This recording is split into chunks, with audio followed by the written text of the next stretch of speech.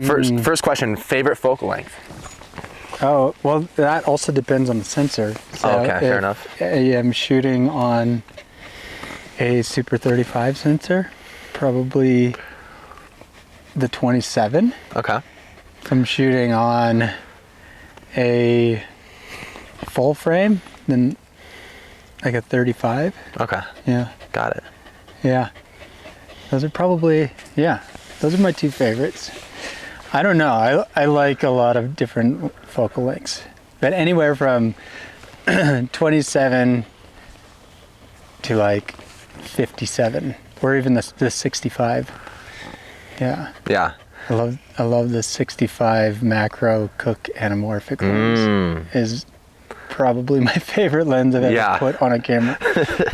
You don't even have to try. Everything looks just good. Beautiful. Just pointed at something. Yeah. I remember my buddy got I think they're the Atlas ones, which are kind of funny. They're like the most cliche, like kind of lower anamorphic lens ever, but he got one and it was the first time I'd ever used one.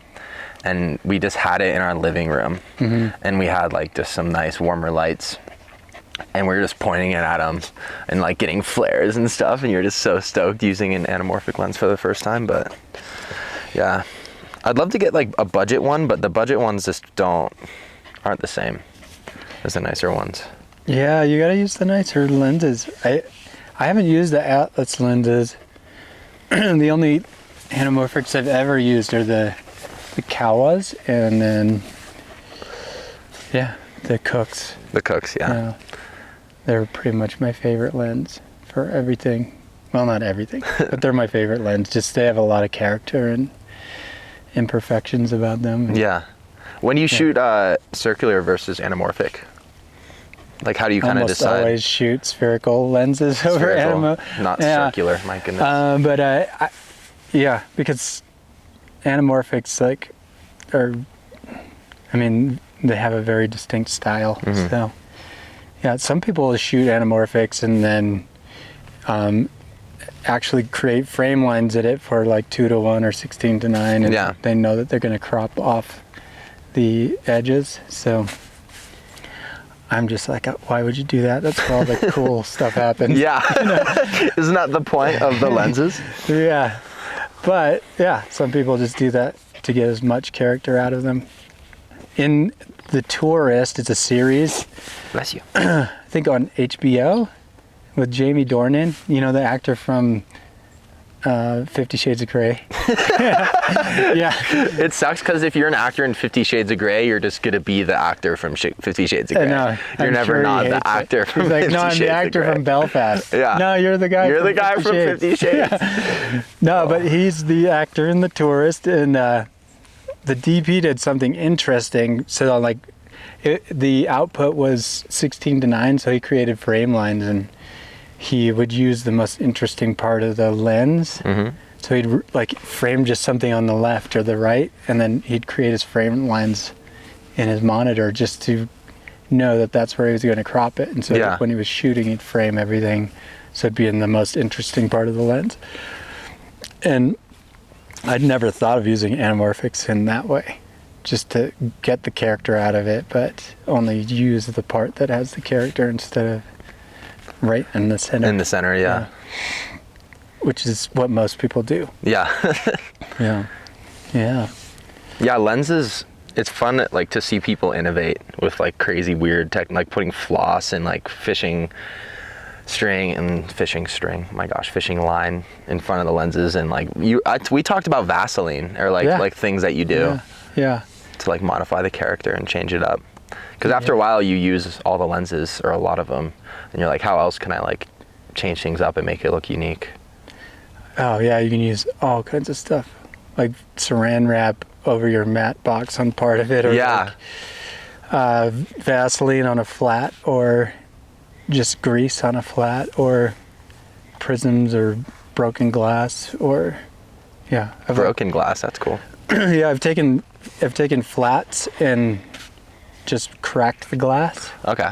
Because then it gets like these really cool, I don't want to say flares, but like really interesting bokeh, because of the way the light's coming through the cracked glass, you know. So you can do all kinds of stuff with flats, and or just holding diopters in front of your lens in weird ways. Yeah. Yeah, and just distorting images. But yeah, you can create all kinds of character on your own with almost anything, really.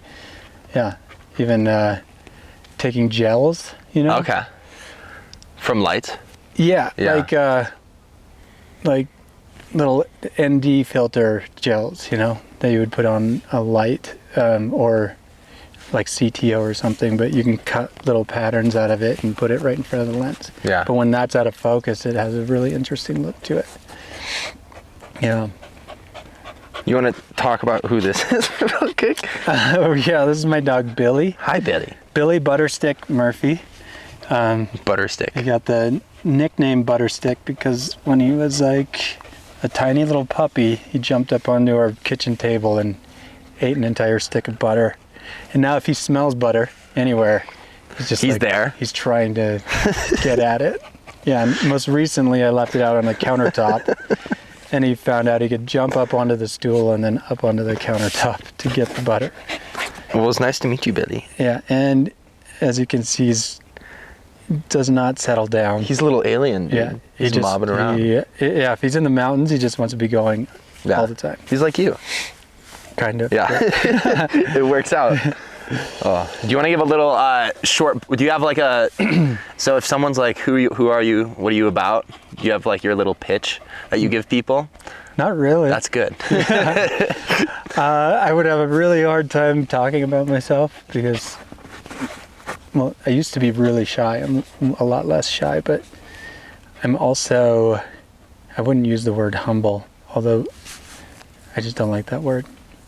But I was like, what is that? The little woodpecker. I know, I thought, well, there are cats up here. So I'm like, Oh, yeah. yeah. and they won't come near us.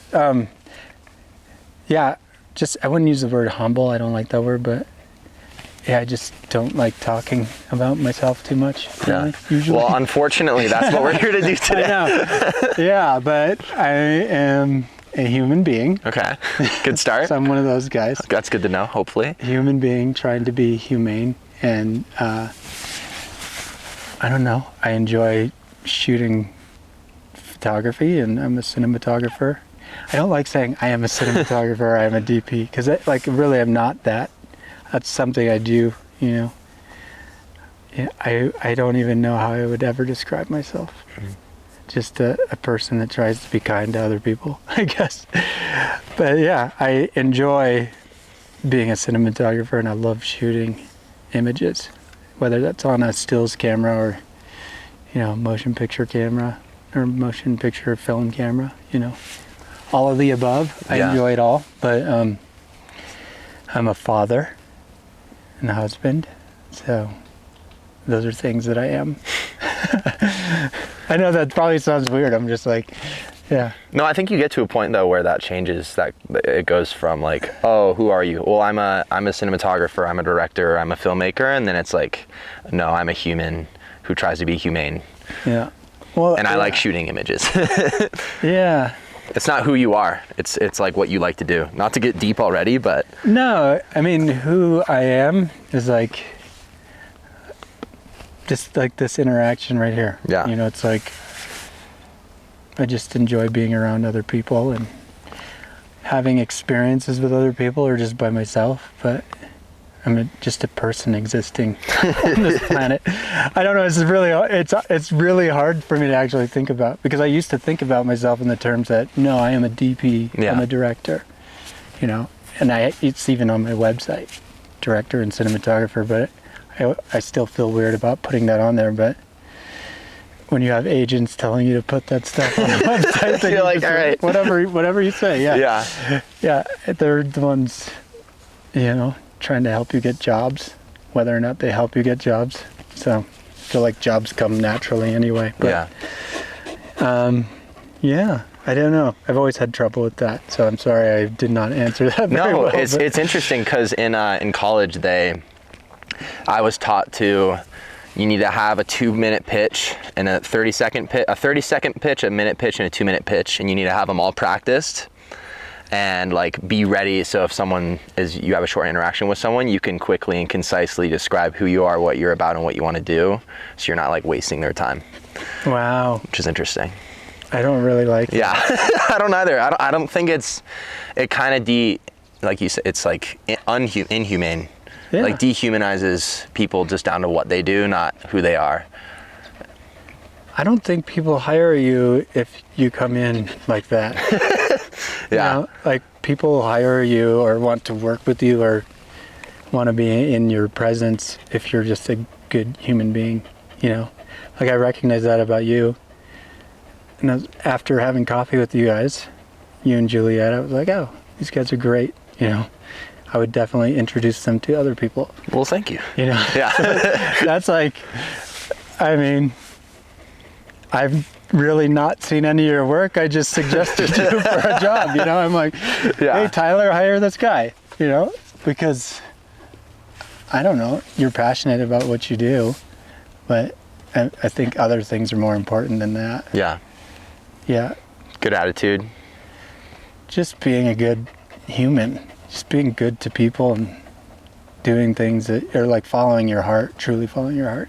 You can tell if someone got into film and they're like, you know, maybe got into it because it's glamorized and cool and you're making things that affect, you know, a few people or hundreds of thousands or millions of people, and that probably fills up your ego a little bit. It makes you feel good about yourself, but I don't know. You can sense intentions in people that, well, when you can sense when people have the right intentions, you know, like when I felt like you're not doing film work for, you know, recognition. You're doing it because it fills you with purpose personally. Like the film with your grandfather, you know. As soon as I saw that, I was like, oh, he's doing this for the right reasons. Yeah. You know, so that's the stuff that indicates like whether or not I'm gonna probably talk to someone ever again. Yeah. You know, I'll always be friendly with people, but the people I get closer to, it's like, you know, even Sam Sorrell. It's like, yeah, when he told me about his mom, I was like, okay, I like this guy. Yeah. He's got good priorities. You know? Solid dude. Yeah. Shout out but to if he Sam. sat there and just talked about film the whole time, you know, and just pitched me on his work, Yeah. yeah, I just don't connect with that, I guess. Some other people might, but yeah, I personally don't. And when you're working with someone, dude, you're on a shoot. It could be 5 days, it could be 30 days, but you're going to be spending all of your time with that person. So you, like the people you get to know, it's like you have to be able to more than tolerate one another. You have to enjoy each other's company. Yeah. Yeah. It's like do the job, but like you said, it's way more than that.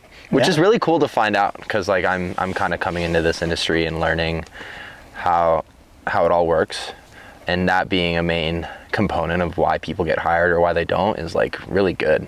It's really positive.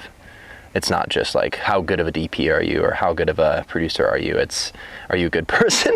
Are you fun to hang out with and go get burgers or? Yeah. No, I mean, because you live with the people that you work with. It's like 24 hours a day, so you got to have a good relationship. Oh, definitely. Yeah, I feel like the first opportunities I got were not because I was necessarily good at being a cinematographer. You know, I think someone saw something in me and then was like, this person's a good human being. I just want to bring him on the shoot, you know? So, yeah, I've definitely lucked out in that way where, you know, someone just extended a hand and was like, gave me a shot, you know? And I think because of that, I'm like, those are the things I need to do for others all the time because, yeah, how does anyone get anywhere without the help of somebody else? Yeah. Yeah. So you always I always pay that forward because it was done for me, you know. Who did that for you, and what was the circumstance? Oh, wow. I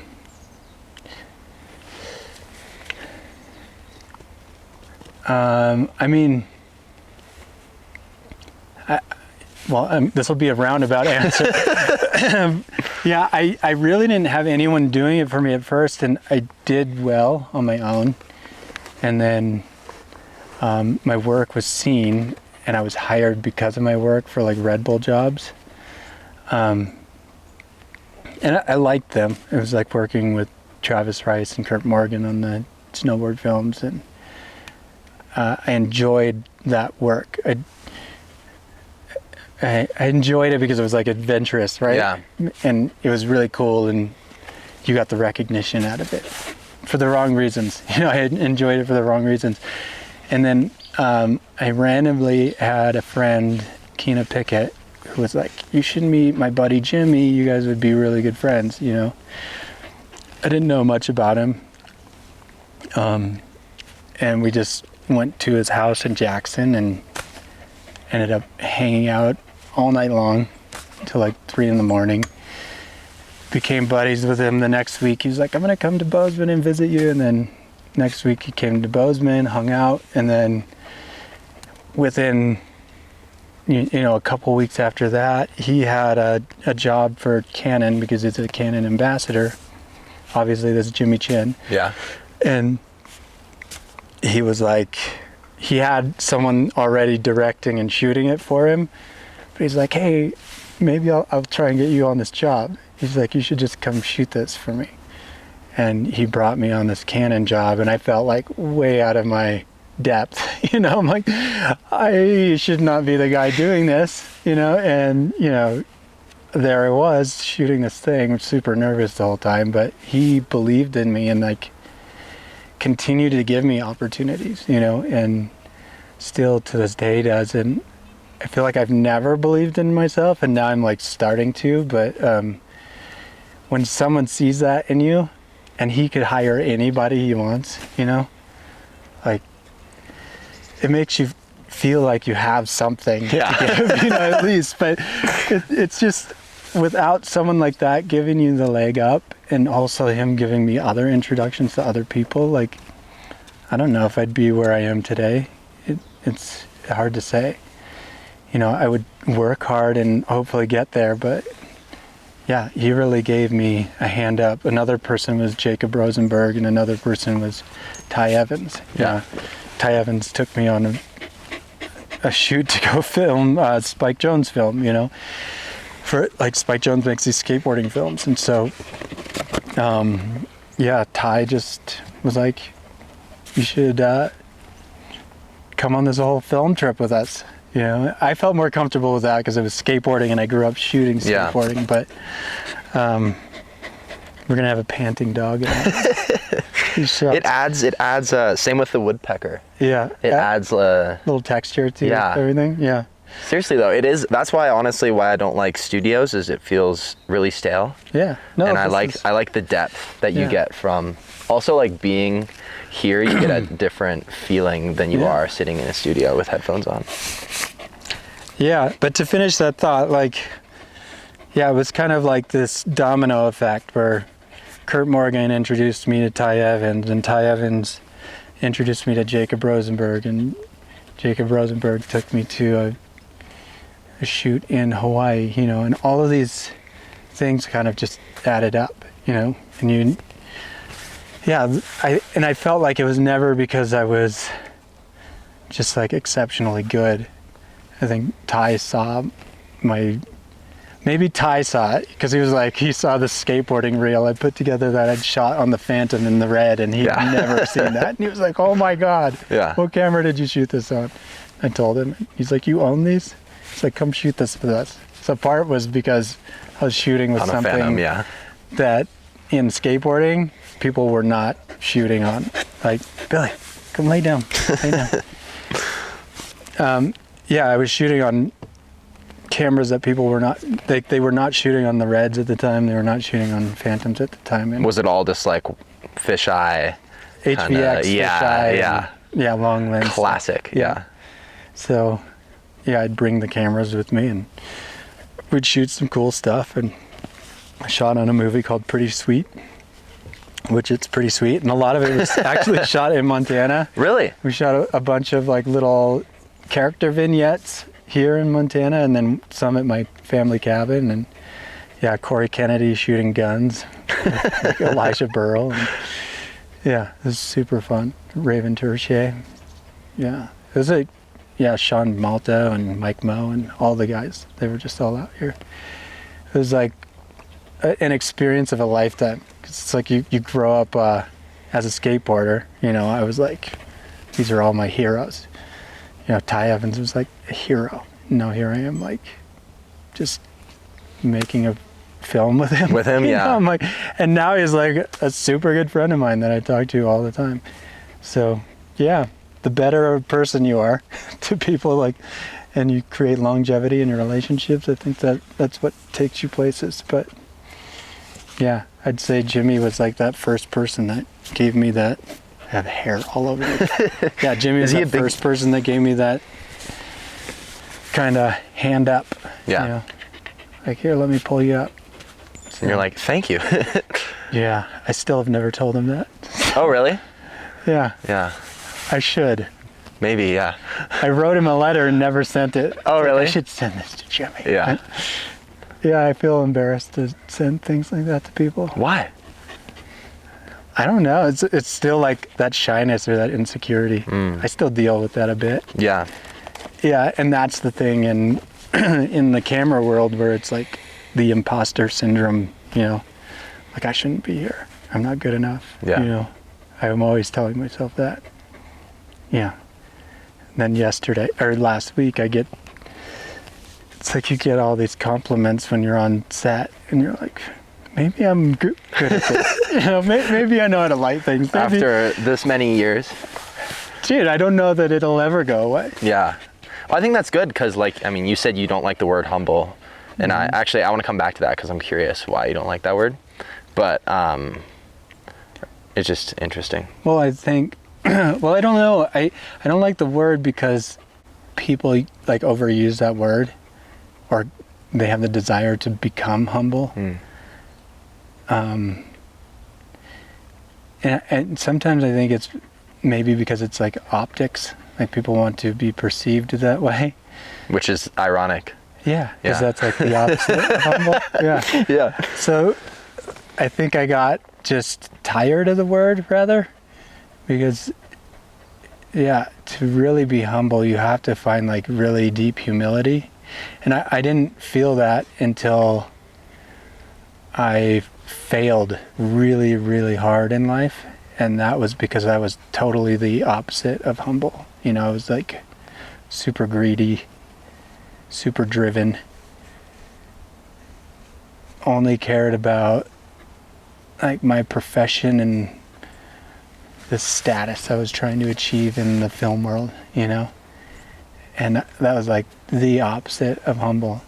And then when your world just crumbles down around you and falls apart, you realize a lot in that journey down to the bottom. Yeah. Like, that's where you find humility. Is, you know, people say in the mountains sometimes, you know, yeah, you can find humility in the mountains. But I think you really find it like at the deepest, darkest places within yourself, like where you maybe are at your most desperate point in life or in despair, you know. And if you can get through that and see what it's trying to teach you, then you'll find, you know, some humility, which will give you a sense of being humble. But humble isn't something you just be. Yeah. Or like can just be like, oh, I'm going to be humble. You have to find humility. You have to get slapped in the face and find it. Like, life will only teach that to you, you know. And it's through adversity or, you know, doing what I did. Because I grew up with a lot of adversity, but then I didn't really learn humility until, you know, my business fell apart and I saw what was true in life and what my priorities were, and I don't know. Then life became super simple, even though I was broke and had nothing, and yeah, went from having being able to buy whatever I wanted to not having a cent, you know?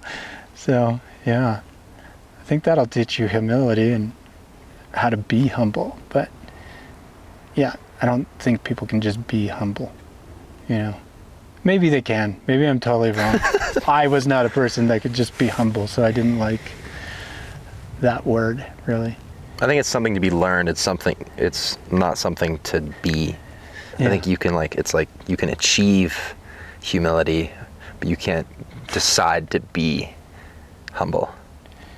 Yeah. Unless you're just raised that way, like a Buddhist from the time you're 3, and you learn to have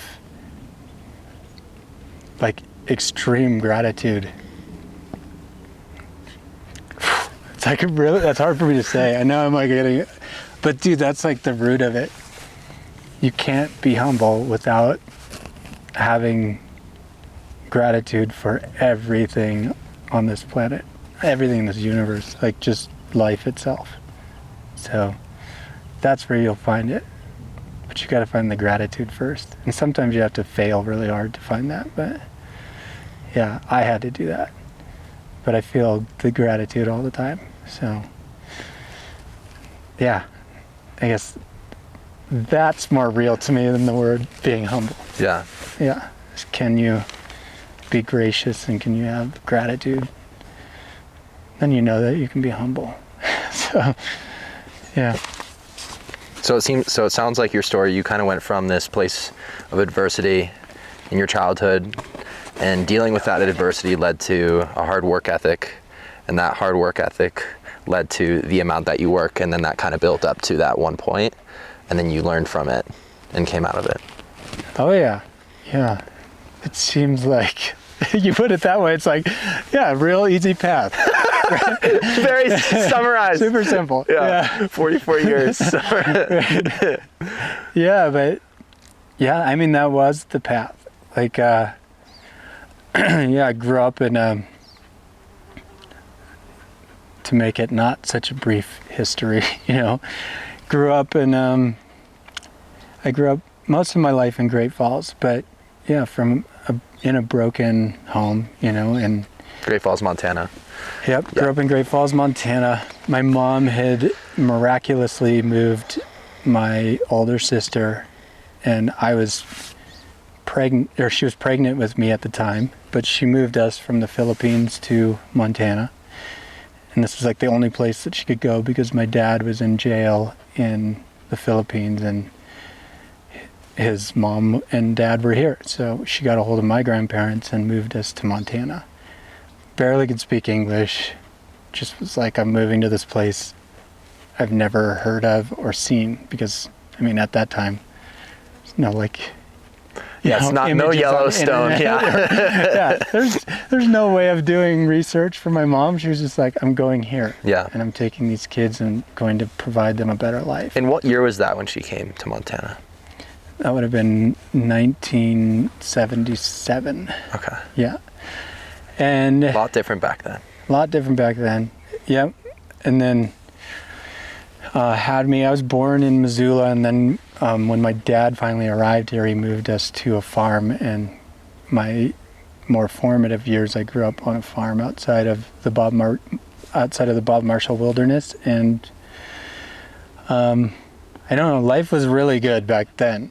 And then it wasn't until we moved to Great Falls and my dad became more of a drug addict and gambling man and alcoholic and was in and out of jail that things got really rough, kind of violent and turbulent and tumultuous around the house. Yeah. And dangerous at times. And that's where I've kind of found the work ethic you're talking about. But at that time I put it into skateboarding. It was like if I wasn't at school, I was skateboarding until it was dark and I could come home and it was like safe, you know, and I could go to sleep. Yeah. And then it kind of really was an easy thing to transition into film, because I was like, this is something I can equally obsess about, you know. And when I started obsessing about film and getting better and better at it, I just realized like it was the wall that I was building between, it was like a barrier I was building between myself and my father, you know. Not really so much my mom, but definitely my dad. So I didn't have to ever face him or deal with him. And yeah, the more I ignored that, you know, and the better I got at something, the more I wasn't dealing with my own trauma, and the worse I was becoming, like the worst kind of human being I was becoming. I was just becoming more and more obsessed with being successful and proving a point, proving my family wrong, proving my dad wrong. Like my family, all my dad's side of the family was like, Chris is going to end up in jail and an addict just like his dad, and he's going down the wrong path, because I was in and out of jail as a kid. And I had a lucky moment when I was 17 where, you know, if I was proved guilty for spray painting this mural, some graffiti, that I would be in juvenile hall and then in jail afterwards. And then I decided to move to Bozeman and did community service, built a fence that goes up the M here. I say hi to it every time I come up here. Little reminder. Yeah. It's a good reminder that that was like the turning point in my life, and I made the right decision, but still wasn't dealing with the trauma. And like, if you don't deal with the trauma and you continue to try and be more and more successful at the thing that you love, which for me was film, you end up doing it for the wrong reasons. And like for me, money became the important thing, to prove a point and prove my family wrong. And then, because I think I didn't have the emotional maturity to even have that kind of money in my life, everything came crashing down around me. And just, yeah, I could have claimed bankruptcy. I didn't, you know, had like $1 million of debt. You know, it's good to say right now I'm sitting here and I have about $68,000 to pay off of that debt. That's a big comeback. That was 6 years ago where that happened. But yeah, I didn't learn to have humility until, I was faced with my own real adversity that I'd kind of created myself. I created those problems myself and realized like I'd not dealt with the problems that I had with mostly my father, but some with my mother, you know. And once you face those things, I think that's where you find success, and you realize like that isn't money. You know, it's not even the things that you do. You know, it's the fact that you can wake up and take a breath and go run baldy. Go run baldy. Well, just be on this planet, you know, and have great relationships. Like right now, all of the people I surround myself with are like the best human beings in my life. Yeah, and the more you realize like that's what success is and that's what you want in your life, because no one cares about anything material in your life when you die, then it's like, why spend your time trying to collect those things, you know? I don't know. I don't even know if that really summed up like what you were explaining, but yeah, I had a weird trajectory. So, but now I'm like, I love what I do and I love it more, and not because I'm trying to have some self-image out of it, which is what I was trying to do before. I was like, I want people to recognize me and see this cool work that I've done. I want my name in the opening title sequence, you know. But then you stop caring about that once you realize it's really not that important, you know. Yeah. So when you, so you said you were in and out of jail as a kid, and was a lot of the stuff you did just like kind of out of anger for your situation and your like day-to-day life? Or was it just like spray painting, and in 1977 that was considered a crime? Like, Yeah, no, it was, yeah, it was graffiti. Yeah. So it was like, what, in the 90s. So yeah, I was. yeah, I guess that would not have been Yeah. 1977. Yeah, it was, I didn't even know what Krylon was back then. Yeah. But yeah, it was like in the 90s, and I met this dude from San Francisco, and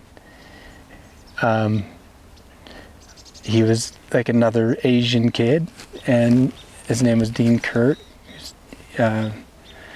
Moved here from Sacramento, and his artwork in his journal, it was just incredible. It was like all graffiti artwork, and I didn't know what graffiti was. I was really into like drawing and painting with acrylics and painting with oils and working on canvases in high school. Did a lot of painting.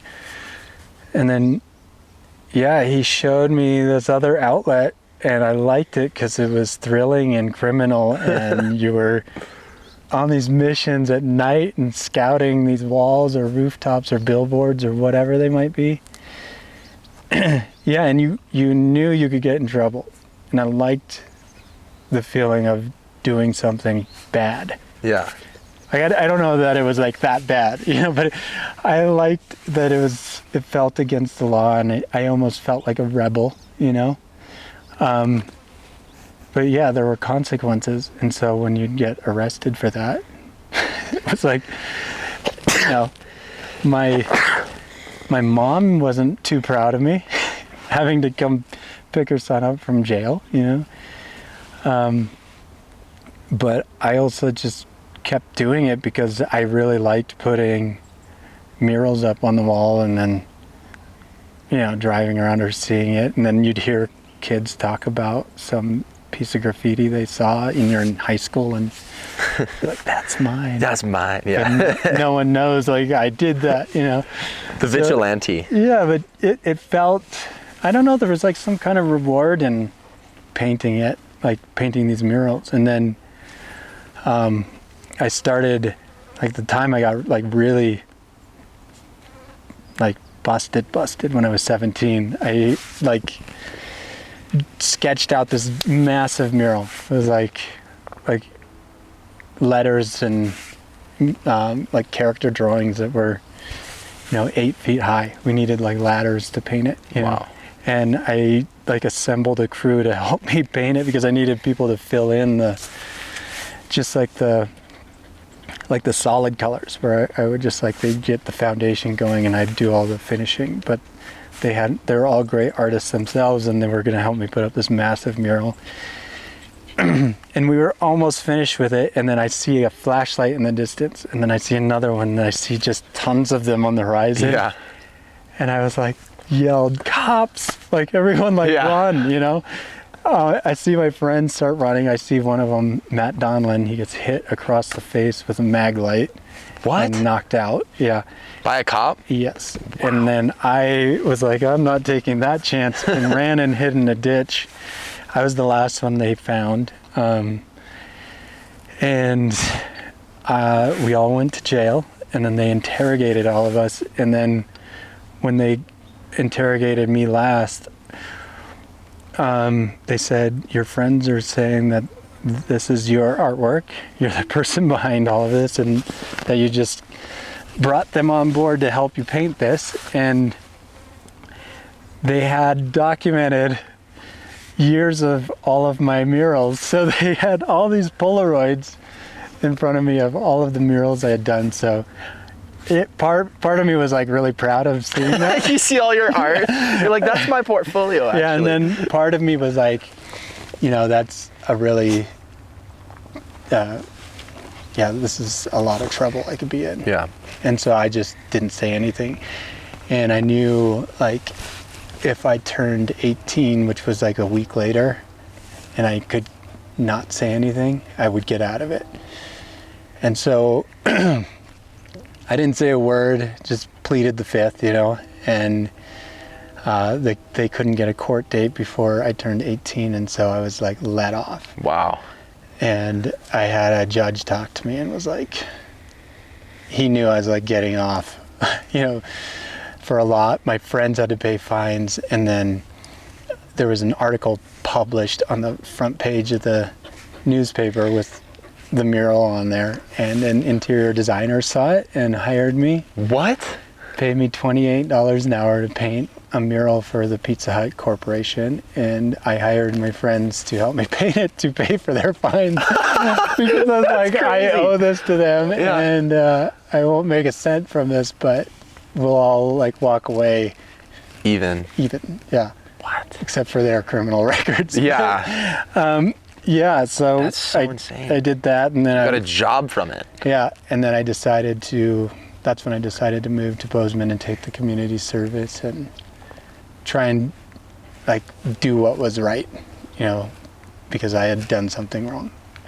I look back and I'm like, yeah, I was kind of wrong. I don't look at spray painting in that, like tagging or putting murals up in that way anymore. Like, I appreciate it. It is artwork. Yeah. And not vandalism, you know? Like, that's a whole other idea. It's like vandalism. Yeah. We built a city and vandalized this entire landscape. Yeah. Like, I don't know. What's really vandalism? What's really going on here? Yeah. Yeah, it's all humans being creative. Architecture, you could say, is vandalism, but it's just someone being creative. You have to take from something to make something. Do you do it for the art's sake, or well, you said you liked the feeling that it was against the law, and you liked skating. And was it just kind of like escapism for you? Like, I'm gonna go do something bad and fun and risky just to like have that thrill? And it was like an early expression of your artwork? Yeah, well, it definitely started as like an artistic expression. Skateboarding was the same. Yeah. But they both had elements of like, you're getting chased by the cops and there's like this thrill to it. And I don't know if it would have been escapism. I guess, do you mean escapism from my problems I was having? Yeah. Yes. If in that sense, it was definitely a way for me to escape the issues I had going on at home, you know? But it was also just, I don't know, there's like a rush to it, you know? I think it's the same reason why I love being in the mountains and running on precarious, you know, kind of exposed Cliffs. faces. Yeah. A little cliff running. Yeah, there's like, even where we were running up here, there's little sections where I'll run on like the little knife edge just because it's fun. Little And thrill. like, if you fell, you'd probably die, you know? Hopefully you don't fall. But you're not trying to fall off anything like that. Yeah. Yeah. But it's fun. It's like it gets your heart racing a little bit. Yeah. I don't know, climbing's the same. I'm not really a climber, but when I have climbed, it's, yeah, you're just up on this wall and looking down, and I haven't done anything big, but it's still scary to me. I want to do bigger things, but I also don't want to hurt myself. Yeah. Yeah. And so then were you into film when you were doing the graffiti stuff, or was that like an early expression of your art and creativity before you had picked up a camera? No, I was definitely making little films. So, yeah, because I had like a stills camera most of my life and took a lot of stills. And I always wanted a video camera, but we could never afford one. And when I was about maybe 13 or 14, my buddy Trevor Boylick, his dad Bernie, had a one of those big VHS, like, you know, News cam. yeah, camcorder cameras. Yeah, Yeah. it was like a giant VHS camera, and he knew that I was into film, and I was really obsessed about his like little home movie camera that they had, and they'd project their home movies on like a screen at home, and I just thought it was the coolest thing ever. And I wanted to just shoot skateboarding with it, and because I watched a lot of skate films at that time, and so he let me borrow it for that, and I started shooting a lot of skateboarding, and then that kind of just, I think that action of just shooting skateboarding and like putting sequences together made me feel like, oh, I want to shoot like more scripted sequences and try and like make a film with this camcorder. And then I started editing things on like 2 VHS decks, and then even like shooting title sequences and burning paper with titles on them and making these opening sequences for these little movies. And my friends and I would just go shoot random little sketches, and then I'd make these little movies out of them. And yeah, I still have all the VHS tapes at my house. Really? That's where it started. But at that time, I was like just doing anything that was a creative expression, whether it was drawing or painting or graffiti or skateboarding or photography or writing poetry, which I was horrible at, but yeah, it was just like any way I could express something that was going on. But a lot of it was like this internalized pain, and so like that thing helped me get it out there. And now it's like I still have a lot of that, but I think it's just become more of a positive outlet instead of like something where I'm running from the police. Yeah. I think that I mean, I feel very lucky to have found mountain sports and running and stuff, because it is such a great outlet. It's not drugs or drinking or running from the cops. It's like something that makes you stronger and more mentally and physically, especially the mental. And you feel like you can get those things out and then come from it a better person.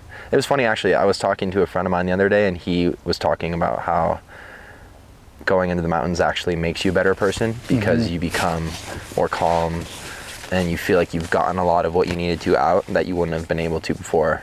And part of the issue I'd always had with mountain sports and running and stuff is it always felt really selfish to me, just to like go do something just for me. But I've realized that in turn, if you're a better person and more calm, relaxed, approachable, and nice, then that's good for other people that you interact with. Yeah. So maybe I'm making excuses to go running, but No, I don't think it's selfish at all. There are selfish things you can do. yeah. And take like unnecessary risks and stuff, for sure. Not even that. Like drinking and becoming an alcoholic and becoming an asshole. Yeah. That's selfish. Thinking only about yourself and not considering others is selfish. That's why, in the way you describe running, not selfish, because it's good for you. It's also good for the way that you show up in your conversations or interactions with other people. You're just a better person. If you can show up a better person and running is the means to make you be a better person, well then Heck go yeah. running. Yeah. Go hiking, go do whatever it is, be outside. But I think being outside is critical for anyone to have a healthy lifestyle. So yeah, I wouldn't say it's selfish at all. I found the same thing in running. I mean, that's really why I started running. It's like a friend of mine encouraged me, Ann Devereaux. She's a great runner herself, and I think she saw the same things in running that I found. It's just like, it's more of a meditation and a way of dealing with the problems that you internalize sometimes. And yeah, dude, I'd lie if I didn't say I ran. And then honestly, like if I'm in the foothills, I'll run up to, there's certain places I have that I stop at, and then I'll go up in the timber, and sometimes I'm like screaming by myself or sobbing, and then I get it out and I process it. Usually bring a journal with me and I write, but yeah, I just get my stuff out, get it out of my body, Yeah. out of my mind, and deal with it that way. And then I'm definitely a better person. You know, yesterday I didn't do any of that, and I kind of didn't. I felt off, you know, because I was just prepping camera gear and managing stuff, you know, for a shoot. And then I felt good once I went golfing. I don't golf. I like hate golfing, but I'm like, this is kind of fun. Yeah. You know? Yeah. So do your kids golf? Not really. Okay. My daughter just went because her friend was going, and then she just wanted me to come out. So Yeah. I was like, okay. Heck yeah. Yeah, I mean, any time spending with my kids, it doesn't matter what it is, even if I hate golf. I really enjoy my day. I love whatever it is I'm doing. You know. That's special. That's cool. Yeah. So why'd you move to Bozeman? Well, my older sister was here, so she was going to the university here, and I decided to move to Bozeman because, well, she was like, hey, there's a really good film school or film program here. I'm like, really? In Bozeman? So I just came to see what it was about. And I saw that it was a great film program. You learn to shoot on film, you learn to edit on film. And I mean, I didn't know much about like the film industry or the process of filmmaking beyond taking my camcorder and making things on my 2 VCRs at that time, but I really wanted to get into it, so I thought this is probably the best way to do it. And I kind of needed my sisters, both my younger sister and my older sister lived here, so I needed them around me at the time because I'd just gone through just a lot of rough stuff on my own, you know? And yeah, I mean, I dealt with depression and suicide and stuff like that as a young kid and even into my adult years too, but it was kind of like I could be around them and be grounded, you know? So in part, I moved here because my sisters were here, and then the other part of it and the bigger draw was like a film school that I could like really dive into something and learn the craft, you know? So, I mean, that's the simple answer of it. Yeah. When I came here and saw the mountains, I was like, yeah, I wasn't a runner or anything. I just went, as a kid, I'd always just disappear into the mountains, you know? I'd ride my bike from Great Falls to the Little Belts, you know, and which was like 60 some miles from my house. And then I'd camp out and ride around in the mountains and hike around in the mountains for the weekend. And how old were you when you did that? Just teenager. So yeah, from the time I was like 17 to 19, that was kind of what I was doing. But then I saw these mountains and I was like, whoa, they're literally in the backyard. Like I could just ride my bike from Bozeman to Highlight, you know? Now I would never think about that. I'd just drive my truck up. Yeah. But dude, when I was going to college, I didn't have a car, but I rode my bike everywhere.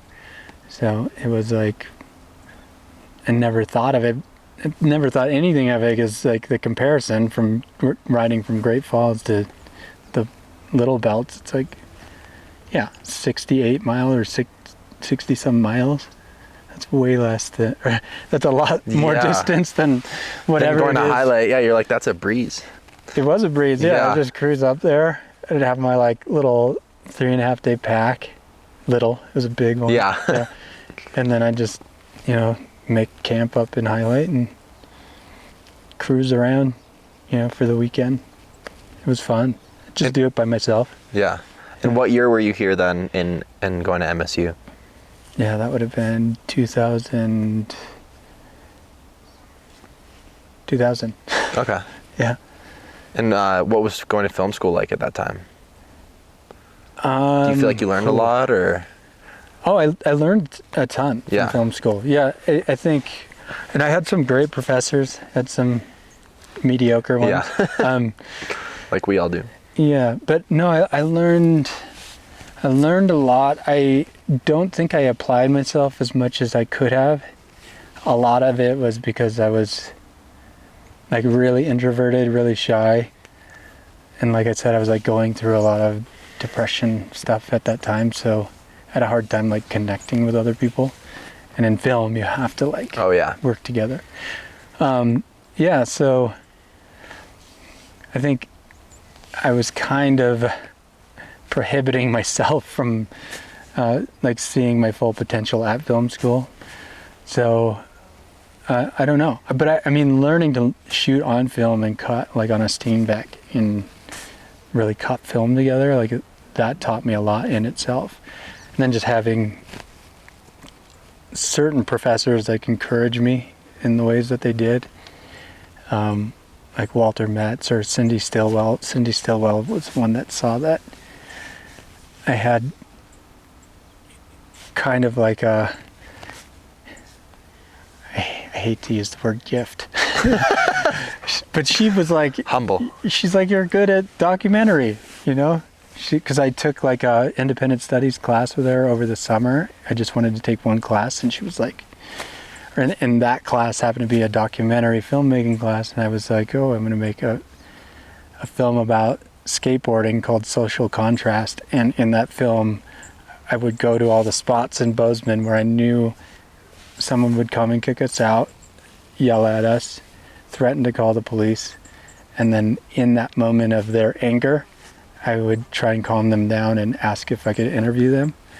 And I would talk to them about vandalizing and like what harm the skateboarding is doing. And then I would try and offer them perspective from a skateboarder and what it, like the great impacts that it has, the positive impacts that it has on a person that's actually participating in the activity or the sport or the art or whatever you want to call it. But it was like a way of like meeting someone in the middle and like trying to see eye to eye. Some people just wouldn't, but you'd find interesting situations where you'd have real conflict with people.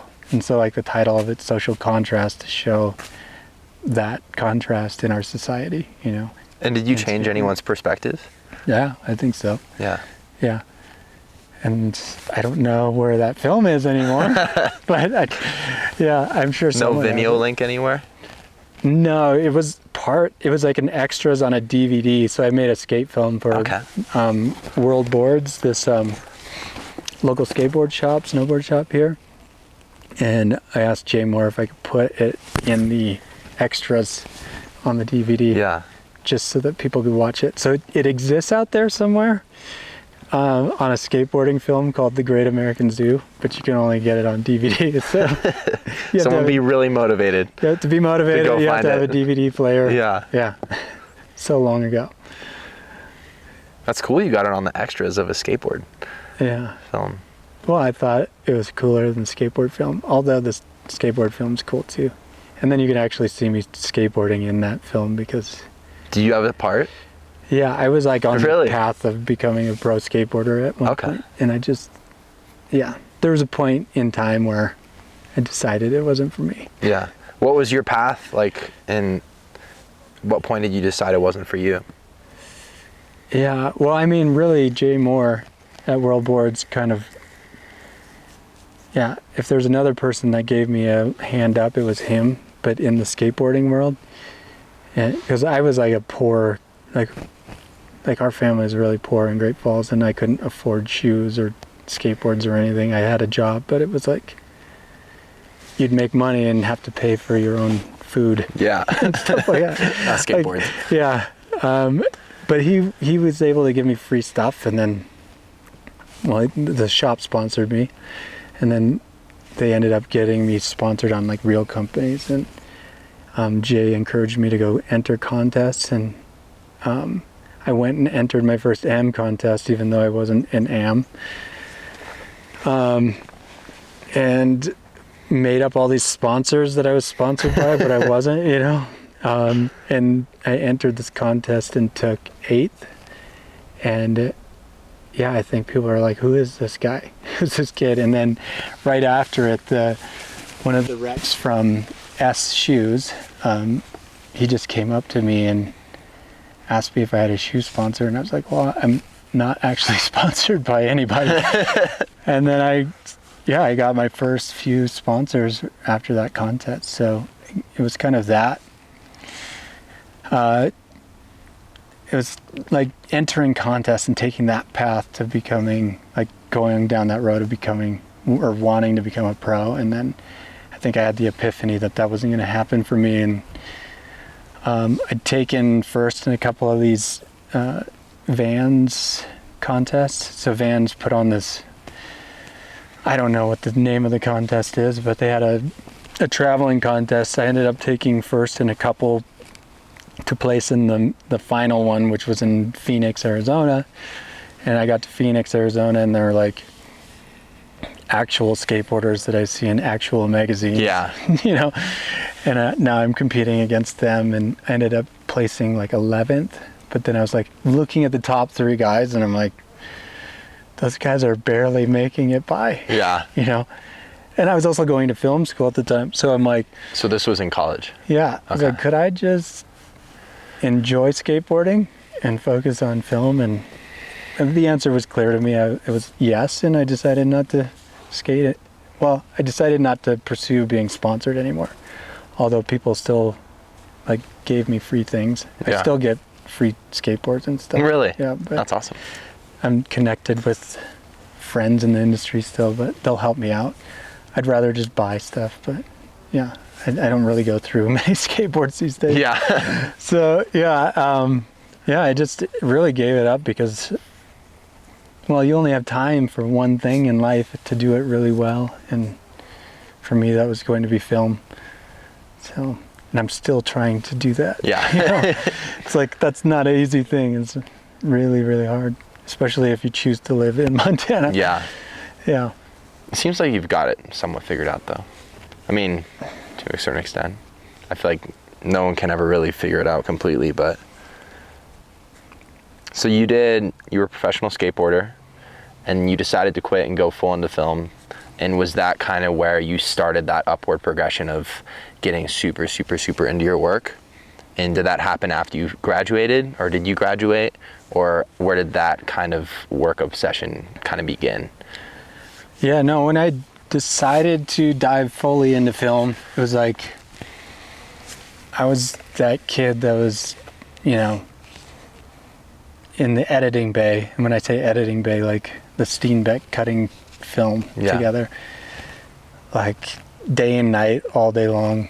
It was just like the thing I wanted to do. If I wasn't doing that, I was in the photography lab processing my film and then making prints. You know, I wanted to work on my image, and I wanted to become better with my exposures and just better with compositions and really hone the craft. But I went all in film school, and then I ended up taking a semester off, like my junior year, and I don't know if it's a good or a bad thing, but it just didn't go back to school. You know? Yeah. I took a semester off to work on a feature film.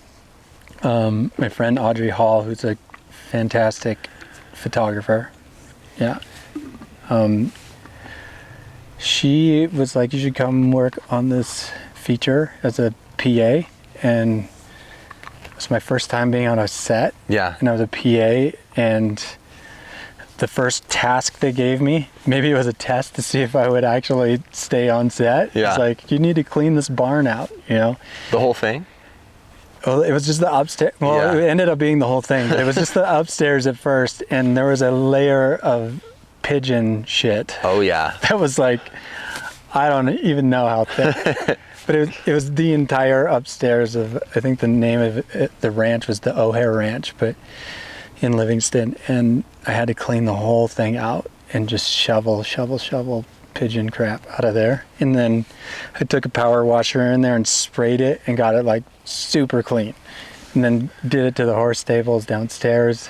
Horse stables, I wasn't shy of growing up on a farm. I was like, I'll get this stuff looking nice. And they were pretty psyched on how clean I got everything. And so I was able to stay on and work in more departments, help out in the camera department and sound. And what movie was it? It was a film called Steal Me. It was director was Melissa Painter, and the DP was Paul Ryan, who was an ASC member. But it was really cool, like being on set with Paul Ryan, you know, shooting 35 millimeter film. Got in trouble for loading a mag of 35 millimeter film.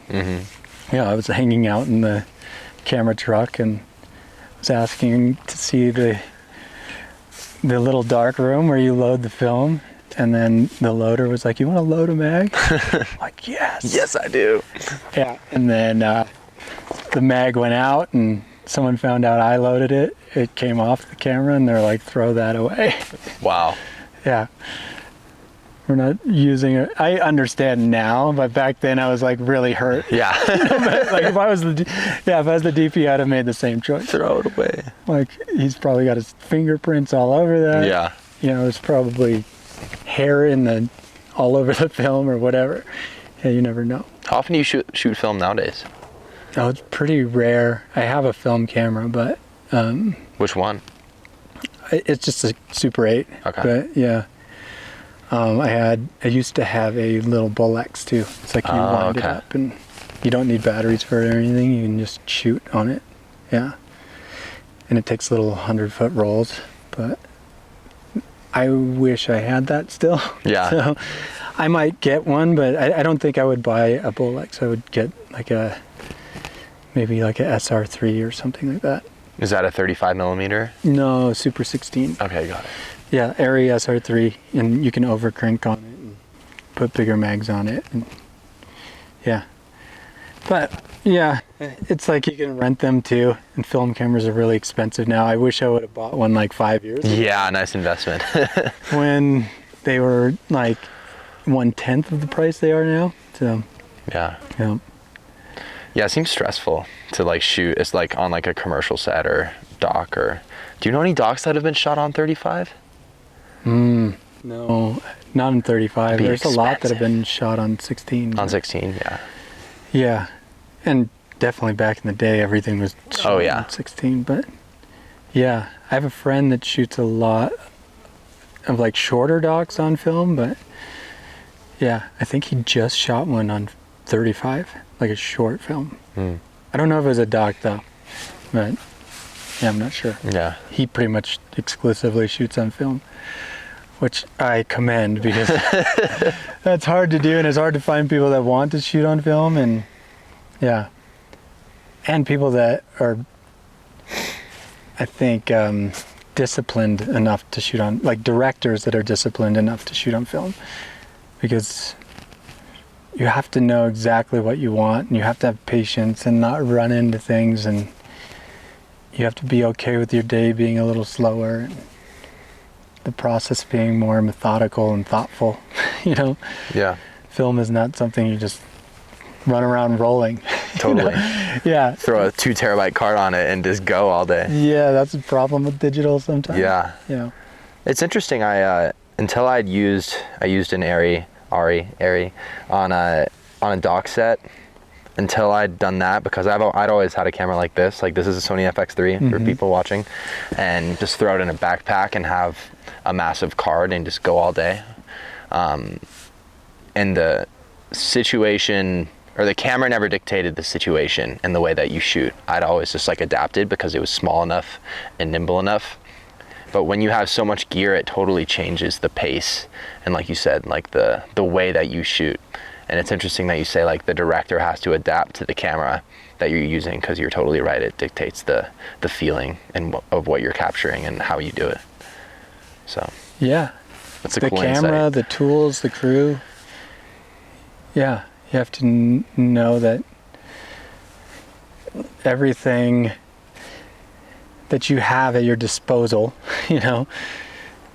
I don't want to say the word tools, but like, I mean, everything that you have at your disposal, whether it's crew or cameras or sound, they're either limitations or things that will help you achieve your vision. But yeah, you have to work within those kind of parameters or those confines of what you have on set, what you have at your disposal to you. Even talent, the characters or the actors you're working with. But yeah, some directors do really well with it and some don't. Yeah. The ones that do well with it should shoot film. They should all shoot film. They should all shoot film. So then you got on that feature set, and was that kind of the start? Like classic, you meet someone on that set, you go to another set, or how did you build up from there? Yeah, I know. I mean, really, yeah, I got on that feature set and realized, I had someone tell me, like, you really just need to have well, it was the DP, Paul Ryan, mentioned this, but he's like, you really just need to have a great reel and like cinematography reel and be a good person, you know, just be good to people around you. So it's like, oh, I could do that. I don't have a reel, but I could be a good person. I could be a good guy. Yeah. I could be humble. Yeah. And then I'm like, how do I get a camera? You know, that's when that whole thing started turning. I'm like, you know, I had a friend, Logan Schneider, that had a Arri SR3 or SR2 and was shooting film a lot. And I was like, maybe I could get Logan to shoot something for me, which I never ended up doing because I was like, I want to shoot it. Yeah. You know? But I don't want to ask him if I can borrow his super nice film camera. Or yeah. So I ended up saving as much money as I could, you know, eating ramen noodles and with an egg every day, you know, to save all my money, and bought like a little DVX. It was like a Panasonic DVX. It was the first 24p camera that was a camcorder, but it nearly looked like film to me. Yeah. You know? The colors, not the latitude or anything like that, but it had a filmic look to it. And I think it was because of the 24 frames a second. It was part of it. And I started using that to build my reel, and then was able to get my hands on an HVX with a lettuce adapter. So it was like this adapter you'd put on the end of the camera that had a spinning ground glass in it that emulated the look of film grain. Oh, and really? then on the end of that, you'd put like a SLR lens. So like I got these old Nikkor lenses that have really cool vintage look to them, and then I started shooting more of my reel on that, and that's where it looked like really filmic, you know. So I could show my work off, and I was able to get more work from that, but it was mostly like local stuff around here and wasn't anything big. And then I bought a red one, like after I just kept saving more and more money, and I got, do you remember what the red one looked like? Yeah, it's like the little rectangle thing. No, it was like or big rectangle thing. Yeah, but it looked like a Cyclops. It was like this weird looking camera. Yeah. But the image looked so beautiful, like for a digital camera at the time, that it's like I need to get my hands on that, because it's like I need digital because then, well, you don't have to buy film and then process the film and then scan the film. It's like I need it to be faster, you know. So yeah, I red one early on adapted and adopted, you know, the whole digital world. And I mean, now it's like I would rather shoot on film. Like I have a really nice stills camera that's a digital camera, but it never comes out of my bag. If I have my film camera and my digital camera, it's like I'm always picking up my film camera and shooting with it. And is that just the attitude and the approach is more like calculated and and like more intention? Yeah, like you'll sit there with your hand or your finger just like on the trigger. Yeah. And you're just kind of stalking moments or waiting for moments. Like even if I'm shooting a portrait of someone, it's like I'm not just firing. Holding down the shutter. And I'll end up engaging with someone more and talking to them from behind the camera when I have a film camera, because I'm like waiting for this expression or look, or not at all. I'm waiting for something totally candid and for them not to be paying attention, you know? So, but film will do that. You just wait. You're just more patient. Digital, you're just like... just run it, yeah. And then you have to go through all of those images in a computer later and try and find the one. Yeah. Yeah. I'd love to shoot film. I think it'd be fun. Maybe I have the budget to like one of these podcasts and shoot it on film. Yeah. That would be cool. Yeah, just shoot moments of it, right? Yeah. Yeah, you wouldn't want to like let it roll this whole time. Yeah. You're like, Chris talks like really long. It's like, how long have we gone? Meanders all over the place. But what did I do with my phone? Sorry, I gotta check to see. No, you're totally fine.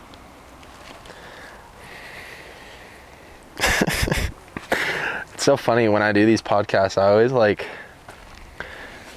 I don't know, for better or for worse, I always go like way just like deeper, and I'll be talking with you like you're a DP, and well, you're not just a DP, you're a lot more than that. But instead of like talking about like technical camera stuff, I kind of like, so tell me about your like childhood stresses, right? and, like Yeah. going into that stuff. Totally. I tend to do that a lot more, but I don't know why. No, I think it's good. I think like our upbringings and our experiences in life kind of shape the way that we look at life through a lens too. Yeah. But No pun intended. yeah. Yeah. Yeah. Not through these lenses, but I mean, yeah, through these lenses, but through a camera too. Yeah.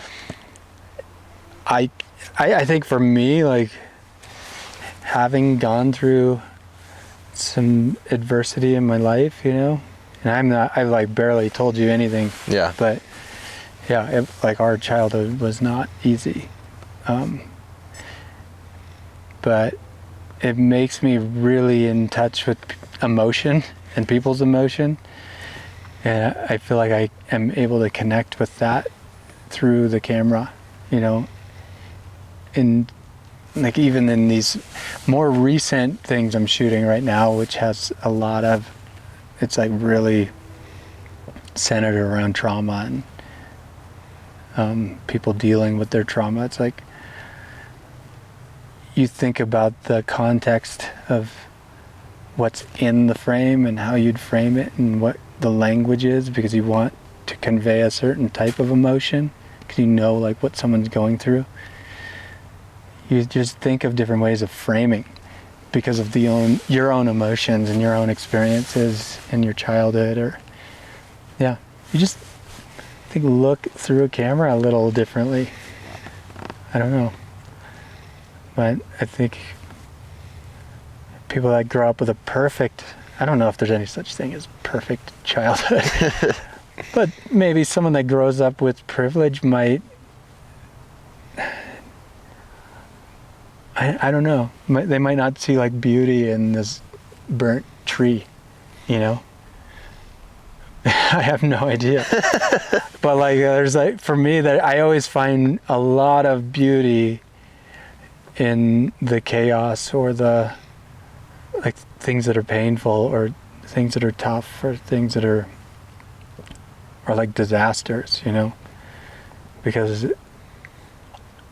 my mind always goes to what happens after, the potential now that something has to grow from it.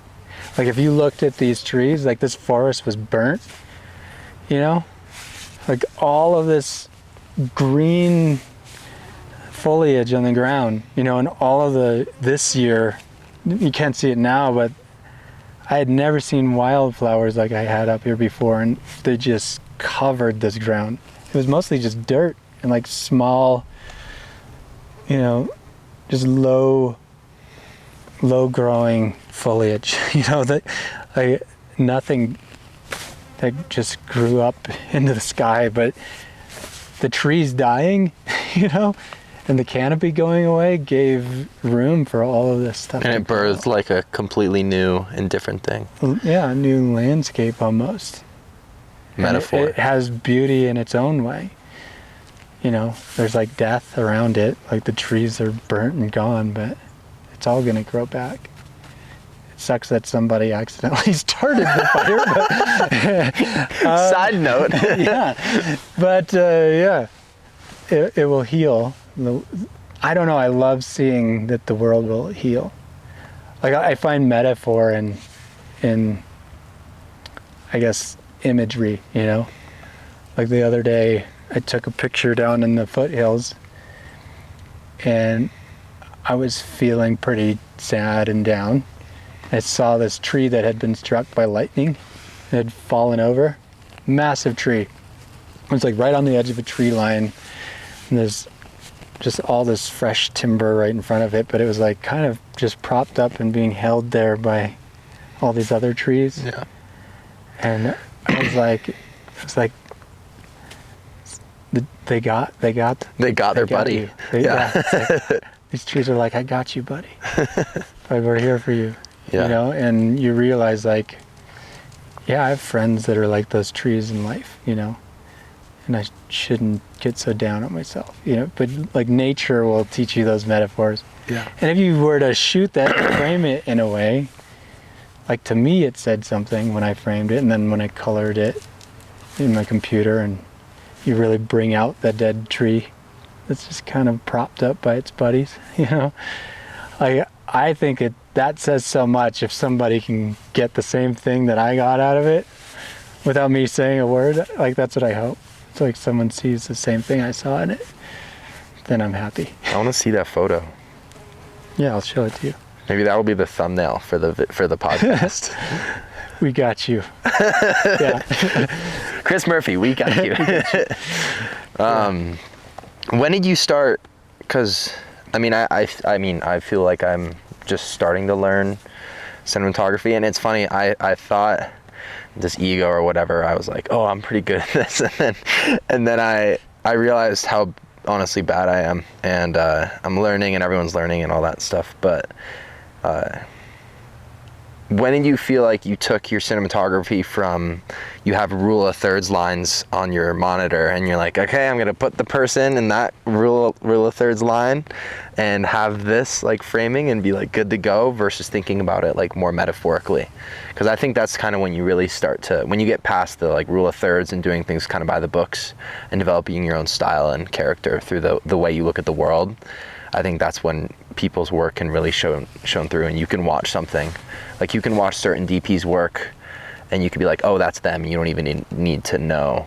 Yeah. Like, you don't see their name in the credits or anything. That it just like really shows through. And it's hard. I mean, it's that's like really saying something, just because anyone can pick up a camera, especially now, and shoot stuff. But for something to be so profoundly that person through the way they see the world and then putting that into the picture is like pretty incredible. So do you feel like you've gone to that level, or you've found that yourself? And how did you get past that and get to that point? That was a long question, but yeah. I mean, we're just talking about framing and metaphor in the frame, right? I think, yeah. When I was younger, I actually was a little more courageous with the way I framed things. You know, I'd say prior to film school. So when I was like in high school and a kid just experimenting with things, it was 100% by feel. Like, I'd move the camera around and I'd shot everything on a tripod. You know, I just wanted it to be this frame, and I composed something and it had a feeling to me. And I didn't know about the golden rule or the rule of thirds, because I knew nothing about cinematography. I just was like, this feels like this to me. It was the most in touch I ever was with the way I framed things or the way I shot things. And then I lost all that when I went to film school. Because they just snap it out of you. This is the way that you're supposed to do it. I'm Yeah. like, okay, all right, yeah, that looks good. Yeah, I should do things Rule that of way. thirds, okay. Yeah, and then photography even more ingrained into my head. And Leading line. And then I don't think I ever got away from it until this year. Like, I'm just now starting to say, screw it. Like, this feels good to me to be like, I just want his face in just this corner, because it's more about these trees. Because I went back to that guttural feeling where I'm like, in my gut, this feels right. It's really risky to frame it like this because it's for a show and I'm getting paid, and there's like all of these other consequences, like I might get fired if they don't like my work. But I stopped caring. And I think a lot of it is also the director I'm working with, this guy Gio Israel, where he has like a vision and he wants everything to be beautiful and cinematic, but he also wants me to feel it. He keeps saying that.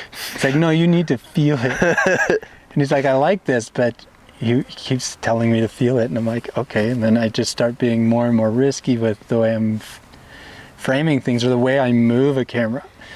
You know, like we're shooting these people bathing in the Ganges River in India, and they were throwing water up into the air, and they were dancing and singing and spinning around. And I was like, I need the 14mm lens, you know, this filter on it. I'm going to shoot it at this frame rate, and I'm going to get in there, and that 14 is going to be so wide and immersive, and I'm going to dance around and let the camera just be free. And when I saw the footage, and I looked over at one point and saw Gio looking at the director's monitor, and he wasn't saying a word. He just was like grinning. You know? Oh, wow. And I'm like, then you know you're doing something right. Like, I was like, I had to like break everything I learned in my mind, you know, to get back to that childhood feeling of just instinctually being able to be like, no, this feels right, and I'm going to go with it. You lose all that in film school. Totally. Because you start talking about, well, the golden rule of thirds, you know, the 180-degree line, creating a very specific and strict grammar and cinematic language, and you can't break that language, you know. And to a degree, yeah, I agree with sticking to a language, but you can create different languages for different emotions in film too. And you can do that in documentary if you want as well, but you kind of have to free yourself of the rules a little bit. But I also think I had to learn the rules to get to where I am now. Yeah. It's just taken me a really long time, you know. And a lot of that is because I gave up on being a DP, because I was trying to like foster other people under me and give other people a chance, you know. I just wanted to see people succeed, you know. Sometimes I look back and think I wish I would have just focused on cinematography for myself, but I don't think it matters. I still am shooting today. Yeah. So I'm happy doing it. Yeah. I don't know if that answered your question at all. I don't think that there is honestly like answers. Yeah. There's no answers, dude. Yeah. No, I don't know. I kind of more, yeah. I'm not seeking answers to questions. I guess I'm just like, I like talking and just having quality conversation. Right. I used to ask like when I first started doing these, I'd do, and for sure you got to do a certain amount of research and just be like kind of aware of, you got him. It's you like, got him. Landing on me, dude. Not a slap, just a lesson. A lesson learned. But yeah, I used to have a complete list of questions, and I'd go down the list and be like, okay, I'm doing this and this and this and this, and I wouldn't listen to what the person's saying. So they would be like, oh yeah. I was going to comment on that, like, it's good to not have the list. Totally, 100%. Because interviews aren't really, I mean, you can have an objective. That's why it's like, just give me like top line thing of what you want to talk about. If you know, like, you're going to talk about these 3 or 4 things, you'll get to the questions naturally without ever even trying to ask them, you know. I'll write questions and then I'll not bring them with me. You know, just leave them. And it's different for doc when you know, like, say you need coverage of this certain topic that needs to like flow with the story, and you get information from someone. But the thing about podcasting is that's great is that you can just let it happen. Like there's no, like, we can talk about whatever we want. There's no continuity or anything else that you need to kind of abide by and be with. You can just kind of be here. Yeah. Which is cool. Yeah. Well, and in doc, like how we do it on like the shows that I'm shooting now, because it's very much like we have to get certain. Well, yeah, but it's also very much like we need to cover it in a way where it's very natural and it's very much like a conversation like we're having, so that you can engage with the character. But questions are written out, you kind of get the basis of what needs to be asked, but you have an in-ear and you have a producer offset that has comms and can hear the questions back and forth. And if you're ever missing anything, they have all the questions. Really? Then you don't have to ever break this. 'Cause this is the important thing. Yeah, like for connecting sure. eye to eye and body language, and just people want to talk to people that are looking at them. Yeah. Not like that are looking down at a piece of paper and checking things off and writing notes. Yeah.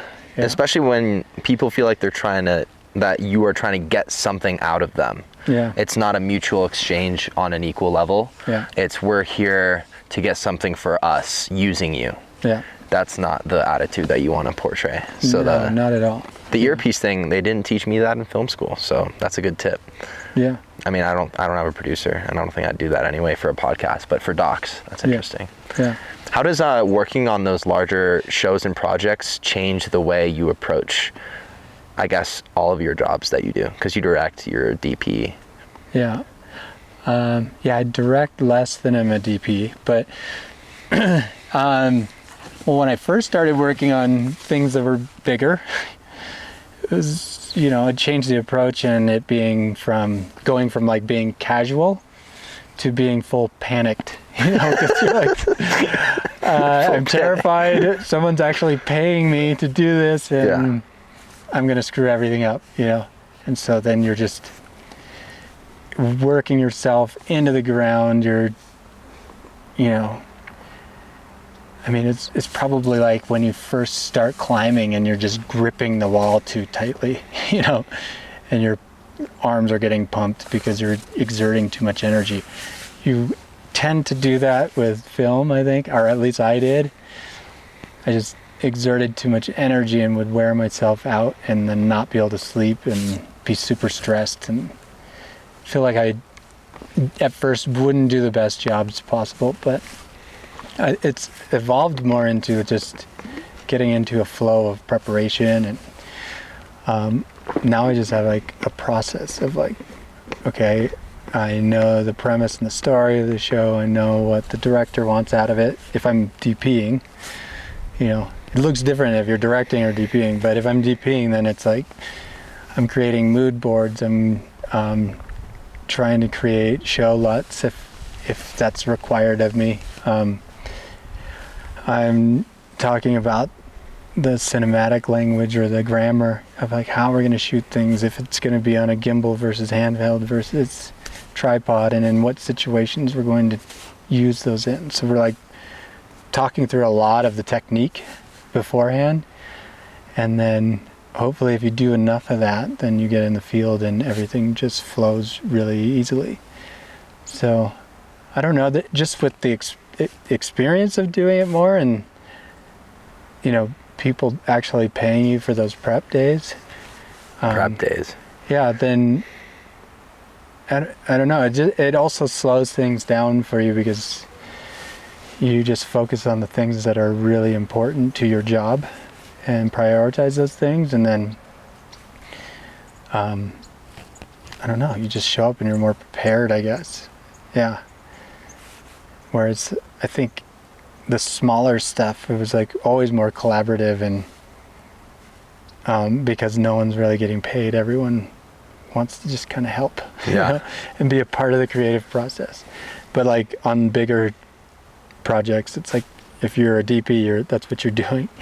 If you're a first AC or a second AC or a grip or a gaffer or a swing, that's what you're doing. If you're a utility, that's what you're doing. It's like, you focus on your one little lane, I think even if everyone has great creative ideas, which everybody does, you definitely just focus on the thing that you're doing. Your job. Your job that you're hired for. Yeah. I mean, I've AC'd before and had tons of creative ideas, and you just watch unless someone asks you your opinion. And maybe that's not the right way of doing things. That's just the way that I handled things always. Mm-hmm. Yeah. It's interesting though, because to get on those sets in the first place, you have to have, ultimately, depending on what your I guess it depends on how you go about getting into your career. A lot of people that do doc, I think they do a lot of stuff themselves. Like they film their films, they edit their films. You like one-man band it for a while. And obviously you're responsible for most, if not all, of the creative process. But then you, with the goal of getting onto those sets, and then you get onto those sets, and then you're like stay to your like lane, because it's just not efficient to have everyone constantly inputting all the time, and you're with a subject, and there's budget, and there's time, and you're in this place, and there's stakes, and all this other things. So I don't think it's like a shut up and do your job, but it's also like we need to have priorities and certain people and all that stuff.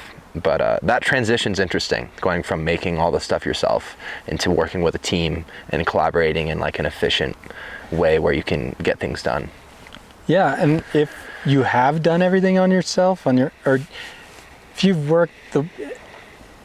made a film and you did it the one-man band style, you know, like you've definitely done that, I've seen your work, then you already know your own inefficiencies. You already know like sure. what you need out of a first and a second or a loader or whatever it is on set. You know why their role is so important and why they need to prioritize that and stay focused on it. Because when you're doing everything on your own, dude, stuff is everywhere. You're losing things. You don't even know if you got footage backed up the right way. There's just, you're not sleeping at all. It's just a lot of work. But yeah, crews help create efficiencies, like you're saying, and just having a really great workflow. It's really important on bigger sets when there's more at stake, more money, you know, more to achieve in a day, you know. I think that you have to have workflows in place, and your crew definitely helps you do that. But it's also like, I always find a first that I trust more than anything, and they can hire their second or whatever, whoever they want to work with, that they trust, so that I let that like hierarchy get built in. Like I don't build it in, I just find the first and let them hire, because then they hire the people they trust. Because ultimately I'm not telling the second what to do. I'm just telling the first what I need, or what we're doing, or we're moving from here to here and we need this stuff and run bags, and we need to bring these cases and this lens and whatever it is. Then they know how to put it all together and get the crew moving. And your first is like really the person in charge of the crew. You know, I'm just talking to the director and the producer and the AD and the talent, and we're trying to figure out how we're going to shoot something, you know, for the most part. And then everything else magically happens. Somehow it comes together. I just am lucky to work with the people that I work with. Yeah. What in the years of working, what have you found makes the best environment for a set, like a positive set, and also the best way to get things done? I guess I'll start with that. Yeah, I'd say, well, positive environment is just like finding people that you have chemistry with and connect with and can laugh with outside of everything. And, you know, people that you can sit in silence with comfortably. I know that might sound weird, but... No, it's hard, for sure. Yeah, like people that you can just hang out and not say a word with. You know, it's like, and still be comfortable around them. That's like a true test of a good human to be around. You know? I think that at the foundation of it, you know, you have to have that for a great working environment on set, and then finding people that are just really organized, you know, and that look out for others as much as they look out for themselves, you know. It's like they just care about other people, because ultimately you're working with a lot of different people, and you got to consider everyone's needs. You don't need to cater to them all the time, but, you know, being empathetic to people, because you're a little family unit, working for many days together. So I think those things. I don't know the other part of that question, but yeah, I guess it was just the efficiencies. And then I guess the flip side of that is, what sets have you been on where things have been the most chaotic and haven't worked, and why? You don't need to be like who, but yeah. I mean, a lot of things can create chaos on sets. It could be the people on them. It could be the poor planning. It could be the expectations that a director might have that are way outside of the means that we have to make those expectations happen, or the tools or anything. But I think the thing that ultimately creates the worst chaos and the worst working environments on set is when the people at the top don't have respect for the crews that are making their vision come to life. When they can't respect that without that crew, no matter if it's even a craft services person, without that crew, like, things just would not flow seamlessly, because the DPs and the ACs and the seconds and the loaders and the gaffers and grips and crafts and services, like all of the PAs, the producers, all of the other people on set are actually a lot more experienced than maybe the director and the producer at the very top, because you got to think how many days they work. It's like I work every week pretty much, and I'm on like different jobs all the time. But a director and a producer, it's like they're developing one idea for so long, and then the amount of time they have on set, very minimal compared to the time they have developing. I don't pretend to know what they know in terms of developing a movie or anything like that, but I do know what it's like to work on set. And if you have someone that doesn't respect those people that are working really hard, and they overwork them, maybe too many hours, or they're trying to work too fast, or not being thoughtful about big company moves and what it takes to move gear from one place to another, it can breed resentment in your crew. And then once that starts happening, it's like things start falling apart a little bit, or at least like attitudes start falling apart, and the atmosphere that might have been happy and like fun, it's like now like this is no longer fun. We're just being like treated as expendable labor, and that's no way to treat people that are creating just a movie. It's just a movie. I'm like, come on. At the end of the day. I'm like, I really love making movies, but I'm like, it's just a movie. Like, let's not stress out. Someone's gonna like hang out and sit down on the couch and watch this with their kids. Yeah, and sometimes that is lack of preparation. Like, we walk into a situation, there wasn't any thought in how the shots might play out, or shot lists, or the scene, or a scene description. There wasn't even that, And it's like you're shooting a documentary and they're like, go, and then they just start yelling at you to do different things. It's like, that can create chaos on a set, because if I'm the DP and I'm being barked at like that, and I'm not standing up for myself, and then now I'm also yelling orders at my first, who's now then yelling orders at their second. You can see the trickle down. But if and I'm usually pretty good at this, stop what's happening and put the camera down. I'll just usually hand it off to the AC and just talk to the director. I can usually like slow it down for a second and then reset, and we'll still capture the same amount of stuff. We're gonna do it in a less chaotic manner, because sets can move like that, especially in documentary. So, unless the director's not there. Yeah. So, but yeah, I don't know. I shouldn't say that about all directors. Some directors are really a pleasure to work with, and they give you a lot of freedom to kind of roam and explore and find the story, and they know you're good at it, and they know you know how to shoot coverage, and that if someone's talking, you're not going to be on their face the whole time, and I'm going to look at their hand, because the editor needs a place to cut in between, because they're not going to use this whole thing. And even if they say something that's important, it's not on camera, that's okay. The sound is still rolling. You can cut to something else, but you have to give the editor things to work with too. But not all directors know that, and sometimes you can get yelled at for it. Yeah. Yeah.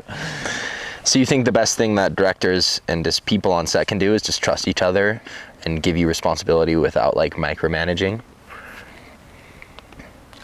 Trust is a big one, but also being very clear about the language, like, I think this director that I'm working with now, the guy I mentioned, Geo Israel, we had to like find that working relationship together, and I feel like we've gotten there. I feel like he'll probably hire other DPs to shoot the other episodes. Yeah, but you have to figure out how to communicate what's going on in a director's head. And the more that you can be a DP and ask the right questions, and that's really a large part of your job, the more questions you can ask and the more context you can get to like how you might frame things or how the camera might move, the more confident you are in like exploring what that is in the moment when you're actually on the day and shooting. Because if you don't have that confidence in you, then what you are doing is just sitting there on the face. Right? Yeah. I'm not moving the camera because I don't want to miss anything, or You don't trust yourself. You don't trust yourself, and Yeah. you're unsure of what the director wants. But it's also your job to figure that out too, because not everyone's going to come to you with their vision very clearly written out in a creative treatment. Yeah. Some people will. There are a lot of people that will, but some people won't. Like, everyone's a little different. Someone might just write you a story about some character that you're shooting, and it's just a page of written word, and that's it. Yeah. Then you have to figure out like how to translate that into the camera language, But I still don't know if I answered that question. I'm like, I don't even know what you asked me, and we just started talking. Yeah. Let the flow happen. Let it happen. Let the flow happen. So you're building your commercial career and building and building and building, and kind of what was that peak you reached before you lost your business and that all kind of fell down, and what ultimately kind of led to that fall? Yeah. So I went to film school to be a filmmaker. I was like, I want to make films. And so, in which I started doing on my own right out of film school, making my own little shorts and stuff. But I really got into commercial pretty quick and had done this commercial job for Teva, the shoe company. And once I did that, it was like a snowball of all these little commercial projects started happening. And instead of thinking about the thing that fulfilled me, which was like telling these beautiful stories and making films that could hopefully move people, I saw how much money I could make making commercials, and I went like full steam into, just building out a production company with my friend and business partner, Keena Pickett, who also, both of us were really inexperienced film people at the time. He'd made, ski films, and I'd made, I was like out of film school, so not a whole lot, and I thought I knew everything. I was like that kid out of film school that was like, I know it all. which I clearly did not. But you go down that road and you start building this reel and you get all this attention. And I mean, the work that we were doing, and really was just myself. Like Kina was producing and he was like selling, because he saw my work. It was like, he saw That's It, That's All. It was one of the first snowboarding films I did with Travis Rice and Kurt Morgan. And he saw the opening title sequence, and the reaction in Jackson Hole was like, everyone was like cheering, like they thought it was like the coolest thing ever. And I met Kina at that premiere, and he found out that I was the person that, you know, did that whole open title sequence. And then he ended up seeing my other work, and I told him how shy and introverted I was, and I was like, I don't know how to get work. And he's like, dude, I could sell this. And he was the one that just, it was like, you know, drinking through a fire hose all of a sudden, like going from like not working a whole lot to like just having more work than I could handle. And I was just trying to do my best.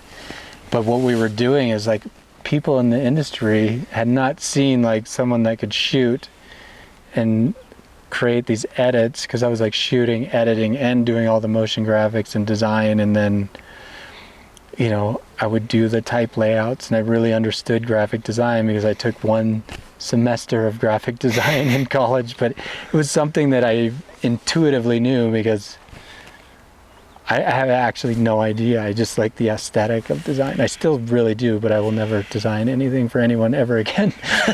So I don't know, just I think having all of those skills kind of propelled me into doing a lot of this commercial work. But then I couldn't take it all on, ended up hiring this guy, Zach Johannesson, who's still to this day like one of my best friends.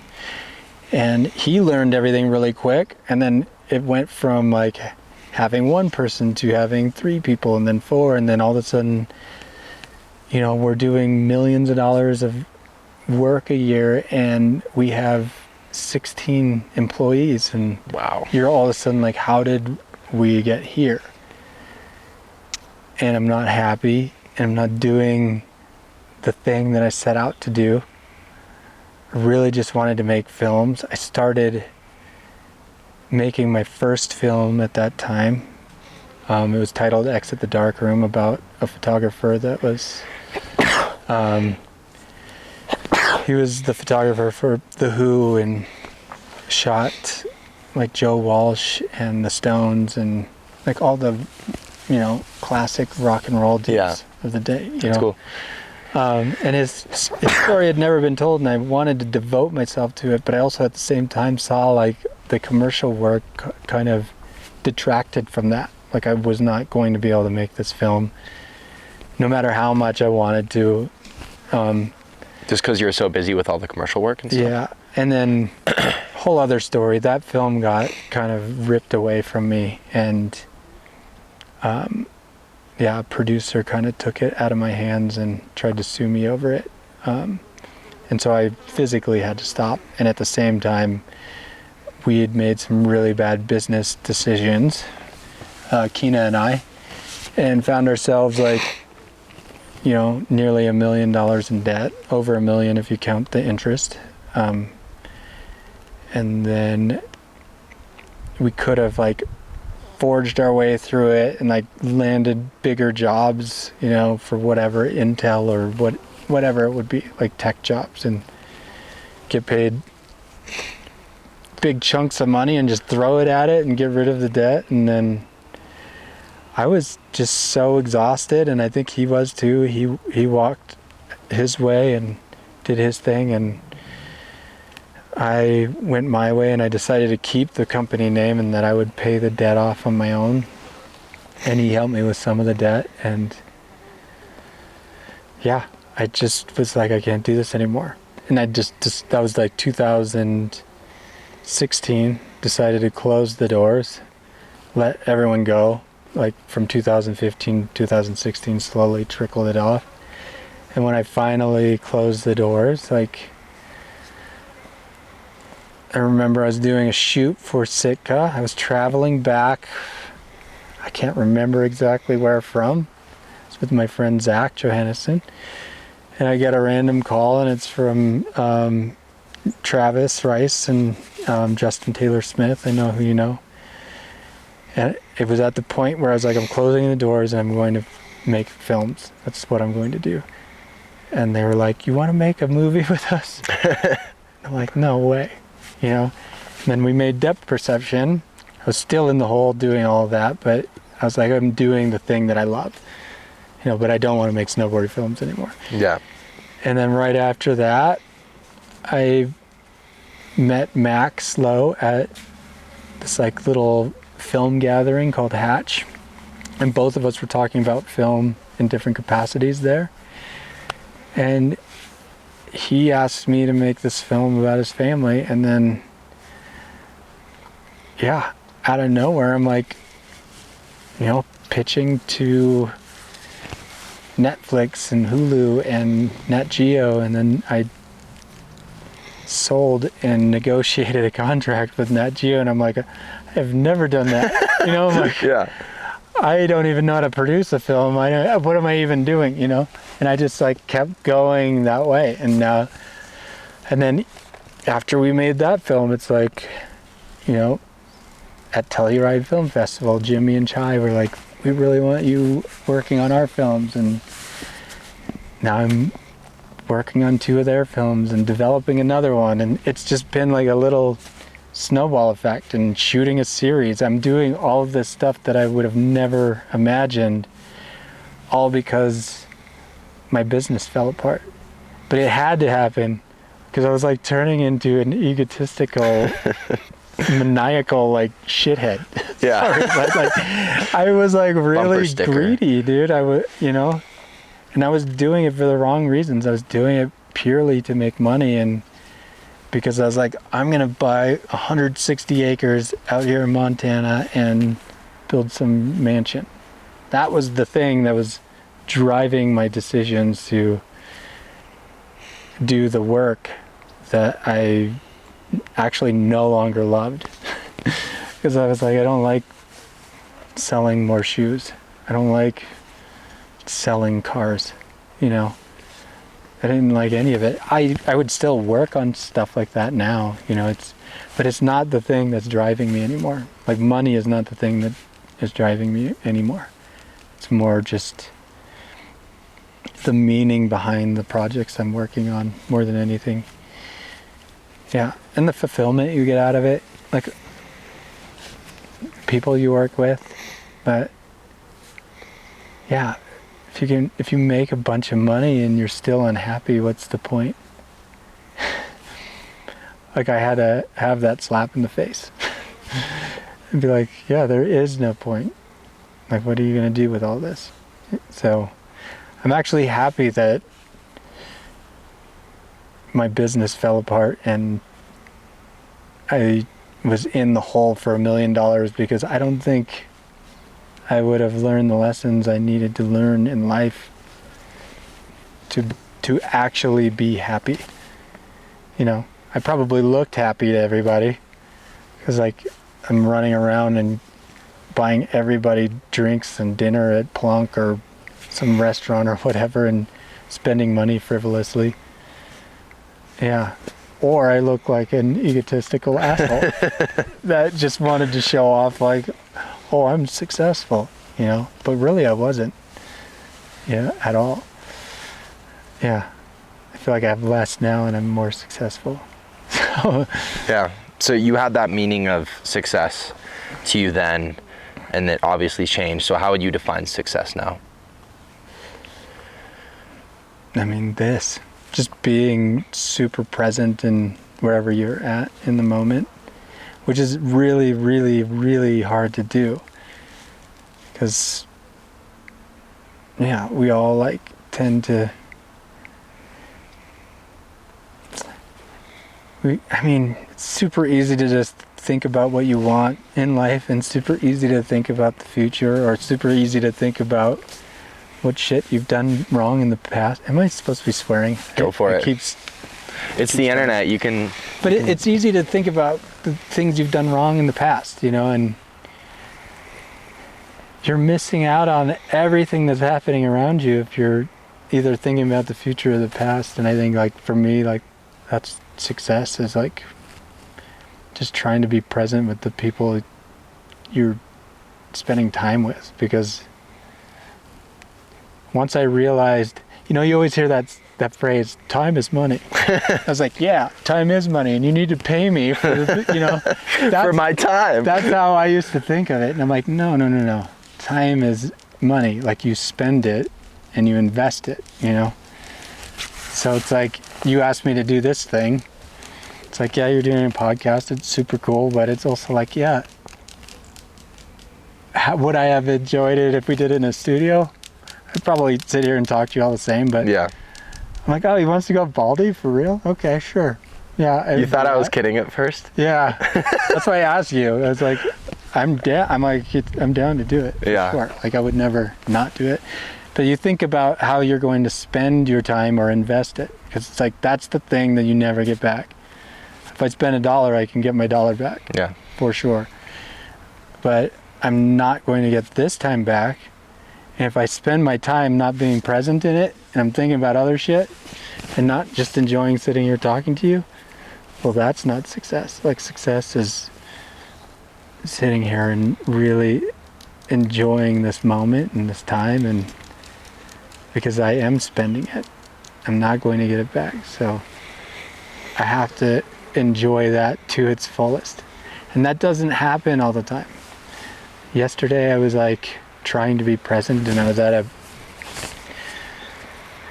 I was around people I enjoy being around with, but I was really in my head and thinking about a lot of other things, and I couldn't get out of that place, and I was like not enjoying my time being with the people I was with. Yeah. And that's not how you want to live your life. Until my daughter was like texting me, do you want to go golf? Changed my day. Yeah. Then I was like able to be present and forget that I had all this other stuff going on in my brain. So it's really nothing happens up there.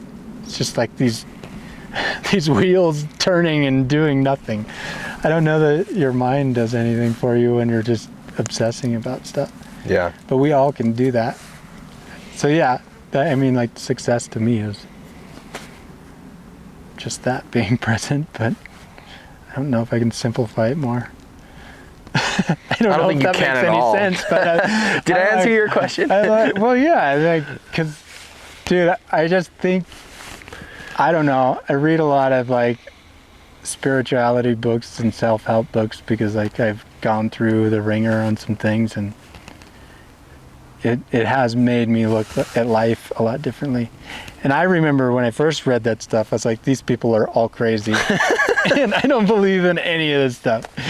But then once you like put it into practice, you're like, oh, yeah, I get that. Yeah, but it takes putting things into practice, and, well, things just resonating with you and being like, I can see that in myself. I can see that I get in my mind too much and obsess about things, and I'm never really there when someone needs me. Or when I need someone else, I'm not really there for them either, or for the interaction. Those friends that like call to you and they just want to vent, and then they never really get it all out, or you never talk it out, and then they call you again and they vent about the same things. It's like, yeah, I don't want to be like that guy. I found that a lot of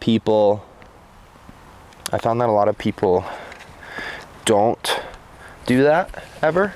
What? They don't talk about the existential stuff or their problems, or they don't vent. Mm-hmm. And then you say, hey, can you talk about yourself for 3 hours? And then it just becomes like this kind of outlet. Yeah. Which is great.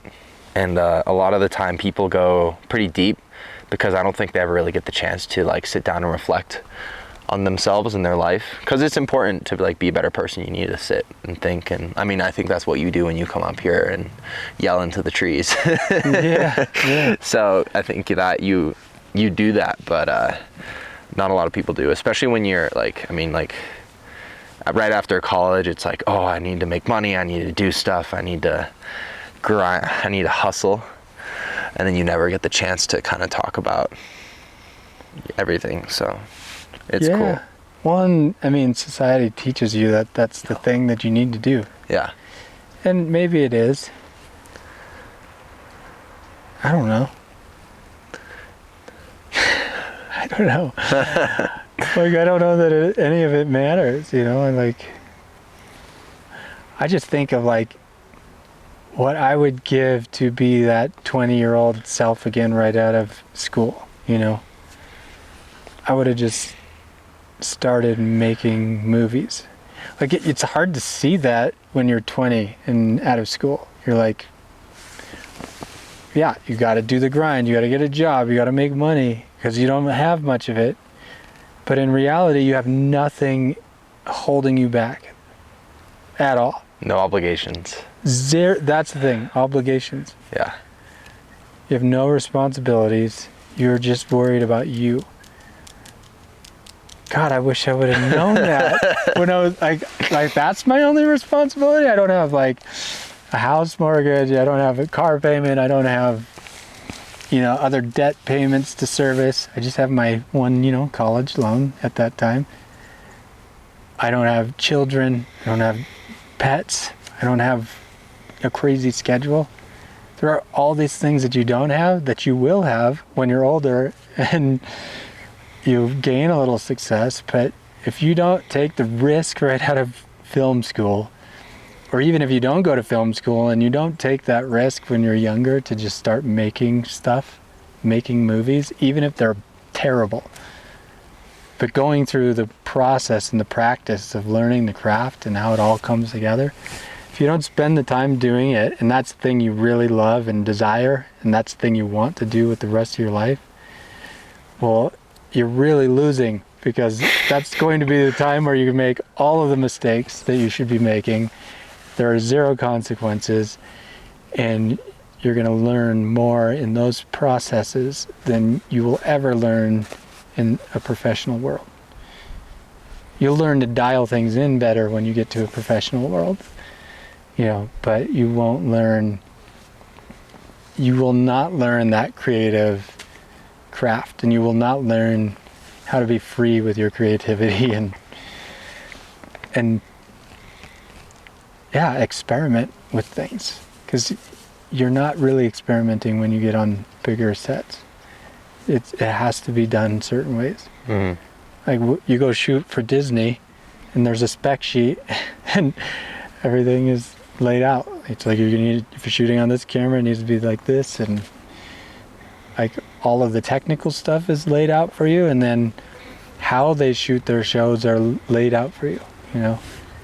It's like you're not going to learn anything but their way. But, you know, to your point earlier where you were talking about learning, like how I learned to frame instinctually or like frame for metaphor, it's like, yeah, I didn't. I had to relearn that in my older age, but yeah. You get that when you're young. Like I had that when I was young. You have the instinct, and you also have the freedom to screw up. So, yeah, I think kids really need to take that opportunity right when they're young. I know it's like, but we can't raise the money. There's like so many grants, and it's like, how much money do you actually need when you're 22 or whatever to make a film? 20 grand, yeah. 30 grand, you can write grants to get that much money. It's like now for me to do it and not take the work that pays all my bills, like I'd have to have a lot of money to go make a film. I'm like already at a disadvantage, and I wish I would have made films when I was younger, you know, besides skateboard and snowboard films. You know? Yeah. I wish I would have made one of the scripts that I wrote, just any one of them. Doesn't even matter what. that is still my mission today. But I'm trying to allow myself that freedom again by, getting myself out of debt and just being unburdened by a lot of things. I have to unburden myself to find that 20-year-old person still in there, but it's in there somewhere. And then once I have that freedom, I'll make a little short film. But one of your scripts. So you write, that's a whole nother thing, but I just think it's cool that you talked about, so we met at a coffee shop. That was the first time we met. And Juliet, my coworker and also my girlfriend, is a writer, and she talked about you and your writing. So how has that kind of contributed to your creative process and made you probably better? Definitely better by writing. Yeah, I think writing's it's the first part of it. It's the foundation of all films. Even if they're documentaries, you're still you met a character, you understand that character, and you're writing their life down now on a Word document. It's not a script necessarily, but you're writing. But how it's contributed to, I think how it's contributed to me just as a filmmaker in general is, let's take shooting for instance. When I'm hired to be a DP, I'm already thinking about the story and how it needs to kind of unfold, and that is only from writing and thinking of how stories unfold in a narrative. I think it helps you with framing that. It helps you in editing because you know what you need to edit with, and it hopefully helps you with directing because it should help you more with directing than anything. Yeah. Because the vision starts on this blueprint that's in the form of a script. If you're building a house, you need a blueprint. You could take some liberties along the way as the contractor, but the architect really is the person that, created the vision, And I think if you're good at writing, you're going to be really great at directing because where you can change things along the way. Because you can change things in a blueprint and revise things and see ways to improve things or see how something, maybe this doesn't serve the story and we remove this altogether and rewrite little scenes. But writing will help you just really think through your entire film. Even if you're not shooting your script ever, it's you're shooting someone else's, you just understand the process and know how to take what's written on a page into, a visual form. But other than that, really, honestly, I think writing helps me just with the pre-production process. It helps me just think through everything because in your mind you can visualize things when you're writing. And if you use certain words that evoke a certain emotion for yourself, then you feel something in writing. Yeah. And then you're thinking of that long before you ever press record on a camera. So really, I actually don't know how it helps you, but I enjoy writing. Yeah. Yeah. But it just helps you think things through. You have to write. There's no way around it. You have to write to make a film. Yeah.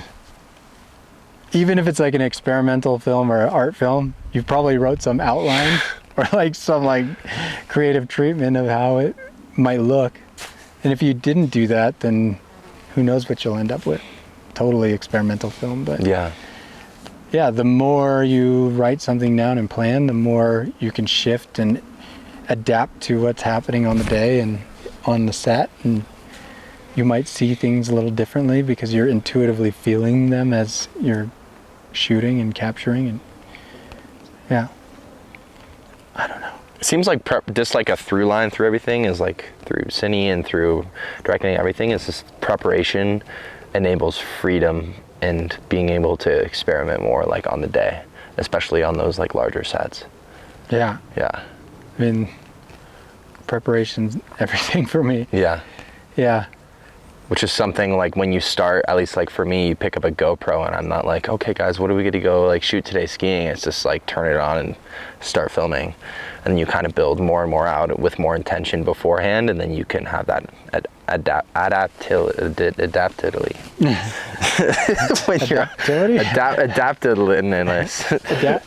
Adaptiveness. Ability to adapt on set, which is cool. I was waiting for a new word to be. Yeah, adaptility. Adaptility. Oh gosh.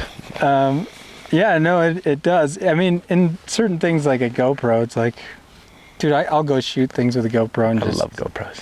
Like, it is completely liberating to just have that little thing in your hand, and I don't think too much about it at all. It's more of like if you put a cinema camera in my hands. I used to just want to shoot everything and just shoot. Just because I was like, wow, I can shoot pretty frames, I can expose the way I want to expose. It just, there's so much joy in shooting that you just want to be rolling all the time. Mm-hmm. And the more I did that, and the more footage I would gather, and the more I was like, you just see all this stuff you don't use. And then you see stuff that could have been shot better had you thought through it better. The more you're like, no, let's plan. And so a lot of times I'm setting the camera down. Even in documentary settings, it's like, just take a second and think through it. Mm-hmm. Even the act of thinking is like writing in your head, but yeah, you at least can... You're always writing. Yeah, you get a little bit of a plan together, and you're not just running around chaotically with a camera in your hand. Yeah. Yeah. I hate that feeling more than anything now. I used to love it. Now I'm like, it's like the opposite. It's like a trigger. And I go into like childhood traumas, and I'm like panicking all of a sudden. From a lack of plan, or just like chaos, or? Yeah, from a lack of plan, because, well, the more that I've shot, the more I want my images to turn out the way that I see them in my head. Mm-hmm. And when we're not working together as a team, being like the director and the producer and the AD or whatever, and myself, and the grip and the gaffer, but all the keys on the set, if we're not working as a team, it really starts to frustrate me, because like we're spending all this money and we could be capturing something really beautiful, or we can just run around and just get stuff, get moments, I'm like not really a fan of that. Mm-hmm. Because I believe you can like be thoughtful about shooting one frame, even if it's wide, and letting everything play out in it. And if it's beautiful and it says everything it needs to say, you don't need to be running around like a crazy person with a camera and just documenting every little thing that's happening. So yeah, I kind of pull back from that part of filmmaking, because I'm just, I don't know. I just want to give the image and the story the attention it deserves, and that's being thoughtful about it, I guess. Mm-hmm. Really, being mindful. I don't know. Really, what I've come to know more than anything is like, I really don't know anything. The minute you start thinking it's like you're done. Yeah, you're done. It's over. Your career, done. So I'm just learning all the time. So when I say I don't know, it's like, because I'm like, yeah, well, that works in some cases, but sometimes it doesn't.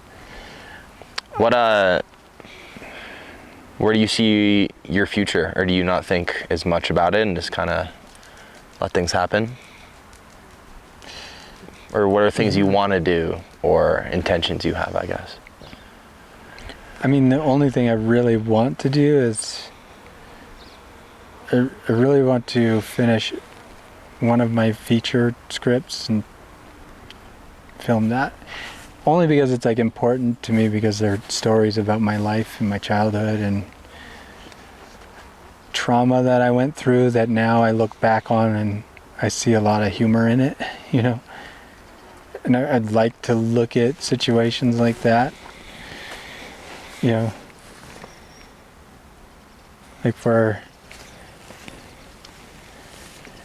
you can just find joy and you can find a different perspective on the past through writing it and filming it and retelling that story.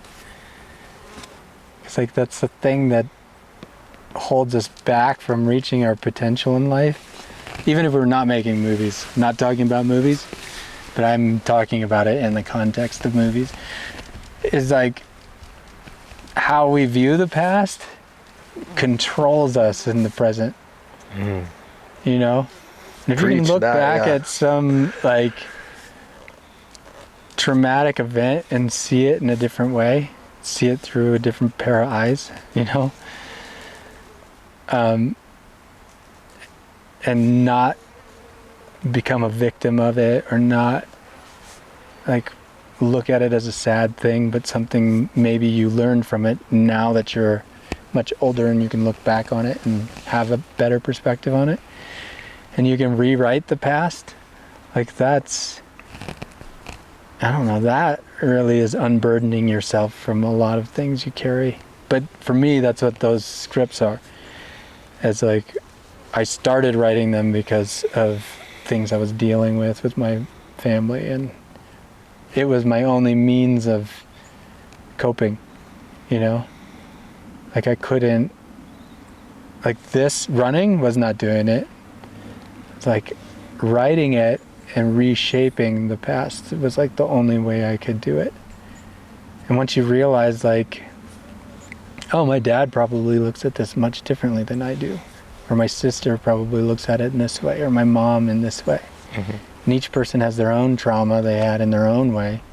My dad probably oblivious to it all because he was just drunk or high or, you know, living the life, you know? Living the life. I mean, he was, yeah, he was truly living in the present, you know?